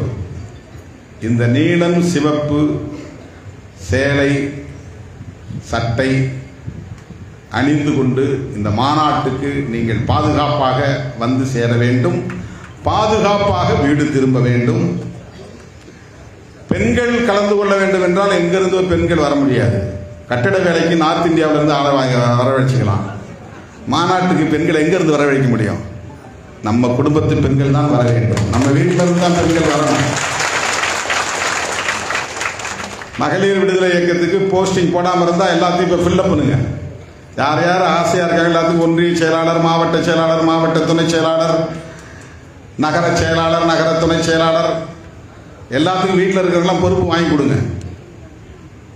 அவங்க எல்லாம் உடை உடுத்தி கொண்டு இந்த மாநாட்டுக்கு வர வேண்டும். இந்த மாநாடு வெற்றி பெற வேண்டும். அதை காந்தியடிகளின் பிறந்த நாளில் வச்சிருக்கிறோம். சில பேர் அம்பேத்கர் இயக்க தொண்டர்கள் சில பேர் இது ஏன் காந்தி பிறந்த நாளில் வச்சிருக்கிறாங்க? மதசார்பின்மையிலும் மதுவிலக்கிலும் காந்தியை நாம் விமர்சிக்க முடியாது. நமக்கு பொருத்தமாக இப்போ ஏப்ரல் 14 வைக்கணும்னா நம்ம சின்ன ஒரு 8 மாதம் காத்திருக்கணும், அதுக்குள்ளே எலெக்ஷன் வந்துடும். டிசம்பர் 6 தான் அம்பேத்கர் நினைவு நாள். டிசம்பர் 6 நல்ல மழை வரும், மாநாடு நடத்த முடியாது, அது வரலாம் வச்சுருக்க முடியாது. செப்டம்பர் 17 பெரியார் பிறந்த நாள் ரொம்ப ஷார்ட்டாக இருந்தது, அதனால தள்ளி வச்சிருக்கிறோம். அக்டோபர் 2 விமர்சிக்கிறவங்க விமர்சிச்சுட்டு தான் இருப்பாங்க, அதை பற்றி நம்ம பொருட்படுத்தவே கூடாது. சும்மா நான் வந்து ஃப்ளைட்டில் இருந்தேன், என் பேச்சிலேருந்து ஒரு 1.5 நிமிஷம் பேச்சை வீடியோவை கிளிப்பிங் எடுத்து அதை போட்டிருக்கான் தம்பி, அந்த நிர்வாகி சஜன். அவனுக்கு திடீர்னு நான் அந்த டெக்ஸ்ட் மேலே போடுவாங்க இல்லையா, ஒரு வீடியோ போடும்போது மேலே எழுதுவாங்க அது என்னன்னு. அதில் நிறைய தடவை அங்கே தப்பு பண்ணிடுவாங்க, எழுத்துப்பிழை இருக்கும், சென்டென்ஸ் ஒழுங்காக இருக்காது, நான் சத்தம் போடுவேன். அந்த மாதிரி அதில் வந்து வெறும் முழக்கத்தை மட்டும் போட்டுட்டு கடைசி மனிதனுக்கும் ஜனநாயகம், எளிய மக்களுக்கும் அதிகாரம், ஆட்சியிலும் பங்கு, அதிகாரத்திலும் பங்கு, அதை மட்டும் போட்டாங்க. என்னன்னே அதில் இல்லை. ஆனால் அந்த கண்டென்ட் என்னன்னா, ஆட்சியிலும் பங்கு, அதிகாரத்திலும் பங்கு என்று முழங்கிக் கொண்டுதான் நாங்கள் தேர்தல் அரசியலுக்கே வந்தோம். எளிய மக்களின் உணர்வுகளை பிரதிபலிப்பதுதான் விடுதலை சிறுத்தைகள் கட்சி. இதை நான் மேற்கோள் காட்டி பேசியிருப்பேன். அதை எடுத்து போடுறவங்க 1999 நாங்கள் இந்த கருத்தை பேசினோம் என்று மறைமலை நகரில் நடைபெற்ற மண்டல சிறப்பு குழுவில் நான் ஆற்றிய உரை அப்படின்னு போட்டிருக்கணும், உரையின் சுருக்கம் அப்படின்னு போட்டிருக்கணும். ஒன்றும் இல்லாமல் மொட்டையாக போட்டதுனால அவனே டவுட் ஏற்பட்டு நான் திட்டுவேன் நினைச்சு அவன் டெலீட் பண்ணி விட்டான். இன்னொரு தம்பி தெரியாமல் டெலீட் ஆயிடுச்சுன்னு அவன் அதே மறுபடியும் போட்டான். 2 பேர் ஹேண்டில் பண்ணாங்க. இந்த மாதிரி சில வீடியோ போடுறதெல்லாம் நான் போட்டுட்டு இருக்க முடியாது, அவங்க தான் போடுவாங்க. முக்கியமான சில அறிக்கைகள், முக்கியமான சில பிரச்சனைகளுக்கு நான் நானே டைரக்டாக ட்வீட் பண்ணுவேன். இது எடிட் பண்ணி போஸ்ட் பண்ணணும். அது 1.25 மணி நேரம் பேச்சு, அதில் அவங்க 1.25 நிமிஷம் எடிட் பண்ணுறான். முன்னையும் பின்னையும் கட் பண்ணணும். கட் பண்ணி அதுக்கு ஒரு டைட்டில் கொடுத்து போடணும். அதில் அடிக்கடி அவங்க தப்பு பண்ணுவாங்க சில நேரங்களில். அன்னைக்கு நைட்டே நான் ஒரு வீடியோவை டெலீட் பண்ணிட்டேன். ஏன்னா அவன் போட்டிருந்த அந்த டெக்ஸ்ட் சென்டென்ஸும் சரியாக அமையல, அதில் சொல்லியிருக்கிற பொருளும் புரியல, எனக்கே புரியலங்கும் போது எனக்கு எப்படி இருக்கும். நான் என்ன பண்ணேன், டெல்லியில் நைட்டு பார்த்தேன் ட்விட்டரில், கள்ளக்குறிச்சியில் நான் மக்களை சந்தித்த வீடியோ, அந்த வீடியோவுக்கு அவன் போகிற டெக்ஸ்ட் சரியாக இல்லை. நான் அது 1 மணி நேரத்துக்குள்ளேயே 1/2 மணி நேரத்துக்குள்ளேயே நான் எடிட் பண்ணலாம், அதுக்கு மேலே போனால் எடிட் பண்ண முடியாது, கரெக்ஷன் பண்ண முடியாது. டெலீட் பண்ணிவிட்டு புதுசாக தான் போடணும். நான் டெலீட் பண்ணிட்டேன். அந்த மாதிரி இந்த தம்பி இதை டெலீட் பண்ணிட்டார், அவ்வளவுதான்.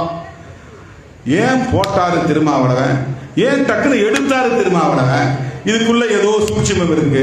ஆட்சியிலும் பங்கு, அதிகாரத்திலும் பங்குன்னு திமுகவிட்ட கேட்டுட்டு அப்புறம் திமுக காரங்க மிரட்டினதுனால பயந்துக்கிட்டு திடீர்னு எடுத்துட்டாரு. என்னன்னா கதையை விடுறாங்க, அவன் மனசுல தூணதெல்லாம் எழுதுறான், ஒண்ணுமே கிடையாது. அவன் போட்ட தம்பி இந்த டெக்ஸ்ட் சரியா இல்லை, நாம் திட்டுவேன்னு சொல்லிட்டு எடுத்துட்டான். அதுக்குள்ளே மீடியாவில் பயங்கரமாக ஃபயர் ஆனவனே அவன் பயந்தே போயிட்டான். என்னையா பண்ணுறதுன்னு தெரியல. என்கிட்ட தொடர்பு எடுத்து இந்த பேசி நான் ஒப்புதல் தந்த பிறகு சாயந்தரம் 5:30 மணிக்கு போகிறான். இதில் என்னப்பா ஒன்றும் இல்லையே, தாராளமாக போடு. ஆட்சியிலும் பங்கு, அதிகாரத்திலும் பங்கு, கடைசி மனிதனுக்கும் ஜனநாயகம், எளிய மக்களுக்கும் அதிகாரம் என்று மறைமலை நகர் மண்டல சிறப்பு செயற்குழுவிலே பேசிய உரையின் சுருக்கம் போடு. போட்டாங்க, அவ்வளோதான். திருமாவளவன் பயந்துட்டாரு, பேக் அடிச்சிட்டாரு. நம்மளை பயமுறுத்துற அளவுக்கு இப்போ இங்கே யார் இருக்காங்கன்னு தெரியல. ஏன் பயமுறுத்தணும், எதுக்கு பயமுறுத்தணும், நான் ஏன் பயப்படணும்? தரையில் படுனாலும் படுப்போம், கட்டில் படுனாலும் படுப்போம், கஞ்சி குடினாலும் குடிப்போம், சோறு சாப்பிடுனாலும் சாப்பிடுவோம். எதுக்கும் தயாருங்கிற நிலையில் தான் நம்ம பொது வாழ்க்கையில் இருக்கோம். இல்லை நான் பெரிய ஹைஃபையை தான் சாப்பிடுவேன், நான் மெத்தையில் தான் படுப்பேன், ஏசியில் தான் படுப்பேன், இல்லைன்னா நல்ல தூக்கம் வராது, அப்படி டைப் கிடையாது. நாங்கள் நீ பார்லிமெண்ட்டுக்கு அனுப்புனாலும் போவோம், போராடிக்கிட்டே இருப்போம். பார்லிமெண்ட் போகலைனாலும் போராடிக்கொண்டே இருப்போம், மக்களை சந்தித்து கொண்டே இருப்போம். எங்களுக்கு ரெண்டும் ஒன்று தான். பதவிக்காக நாம் பொது வாழ்க்கையில் இல்லை. கட்சியை தொடங்கும் போதே பதவிக்கு வரணும்னு ஆசைப்பட்டுட்டு எல்லாம் கட்சியை தொடங்குறாங்க. இதுதான் வழக்கம். கட்சி தொடங்கும் போதே தேர்தல் அரசியல் வேண்டாம் என்று சொன்னவர் திருமாவளவன். 10 ஆண்டு காலம் தேர்தல் புறக்கணிப்பு தீவிரமாக நான் பேசினேன். என் கூட சில பேர் புரட்சிகர இயக்கத்திலிருந்து வந்தவங்க சொன்னவங்க தான் எலெக்ஷன் பாலிடிக்ஸில் போகணுன்னு என்னை இழுத்துட்டு போய் விட்டது. நான் வேண்டாம்னு எவ்வளோ முயற்சி பண்ணி பார்த்தா முடியல. சரி, வேற வழி இல்லை. அம்பேத்கரை தேர்தல் பாதையை புறக்கணிக்கலை. நாம் அம்பேத்கரை பின்பற்றக்கூடியவர்கள். அதனால் நாம் தேர்தல் அரசியலில் ஈடுபடலாம் தான் விழுப்புரத்தில் கூடிய செயற்குழுவில் நானே தீர்மானத்தை முன்மொழிஞ்சு 11 ஆண்டுகளுக்கு பிறகு இந்த கட்சி தேர்தல் பாதைக்கு வந்துச்சு. பதவிக்காக துவங்கப்பட்ட இயக்கம் இல்லை, பதவிக்காக பொது வாழ்க்கைக்கு வரவில்லை. தேர்தலில் நின்றாலும் நிற்காவிட்டாலும் வென்றாலும் வெல்லாவிட்டாலும் எப்போதும் மக்களோடு இருப்போம், மக்களுக்காக பணியாற்றுவோம். இதில் நாம் தீர்க்கமாக இருக்கிறோம், உறுதியாக இருக்கிறோம். எனவே இந்த மாநாடு வெற்றி பெற வேண்டும். இந்த மாநாட்டுக்கு நீங்கள் இப்போதே விளம்பரம் செய்ய வேண்டும். சுவர விளம்பரம், துண்டறிக்கைகள் விநியோகம் செய்ய வேண்டும், சுவரொட்டிகள் அச்சிட்டு ஒட்ட வேண்டும், விளம்பர பதாகைகள் ஆங்காங்கே வைக்க வேண்டும். இன்னும் எஞ்சிய நாட்கள் 2 வாரம் தான் இருக்கிறது. இந்த 2 வாரத்திற்குள்ளாக இதையெல்லாம் நீங்கள் வெற்றிகரமாக முன்னெடுக்க வேண்டும் என்று கேட்டு இந்த சிறப்பு செயற்குழுவில் பங்கேற்ற உங்கள் அத்தனை பேருக்கும் என்னுடைய நெஞ்சார்ந்த நன்றியை கூறி விடைபெறுகிறேன். நன்றி, வணக்கம். மதுவை ஒழிப்போம் என்கிற அனைவரும் எழுந்து நிற்கவும். எல்லாரும் ஒழிக்கிறோமா? மதுக்கடைகளை மூட வேண்டும் என்று சொல்லுகிற அனைவரும் கைகளை உயர்த்தவும். ஒழிப்போம், ஒழிப்போம், மதுவை ஒழிப்போம், ஒழிப்போம், போதை பொருள்களை ஒழிப்போம். இந்திய அரசே, இந்திய அரசே, தேசிய மதுவிலக்கு கொள்கையை உருவாக்க மதுவிலக்கு சட்டம் இயற்று. தமிழ்நாடு அரசே, தமிழ்நாடு அரசே,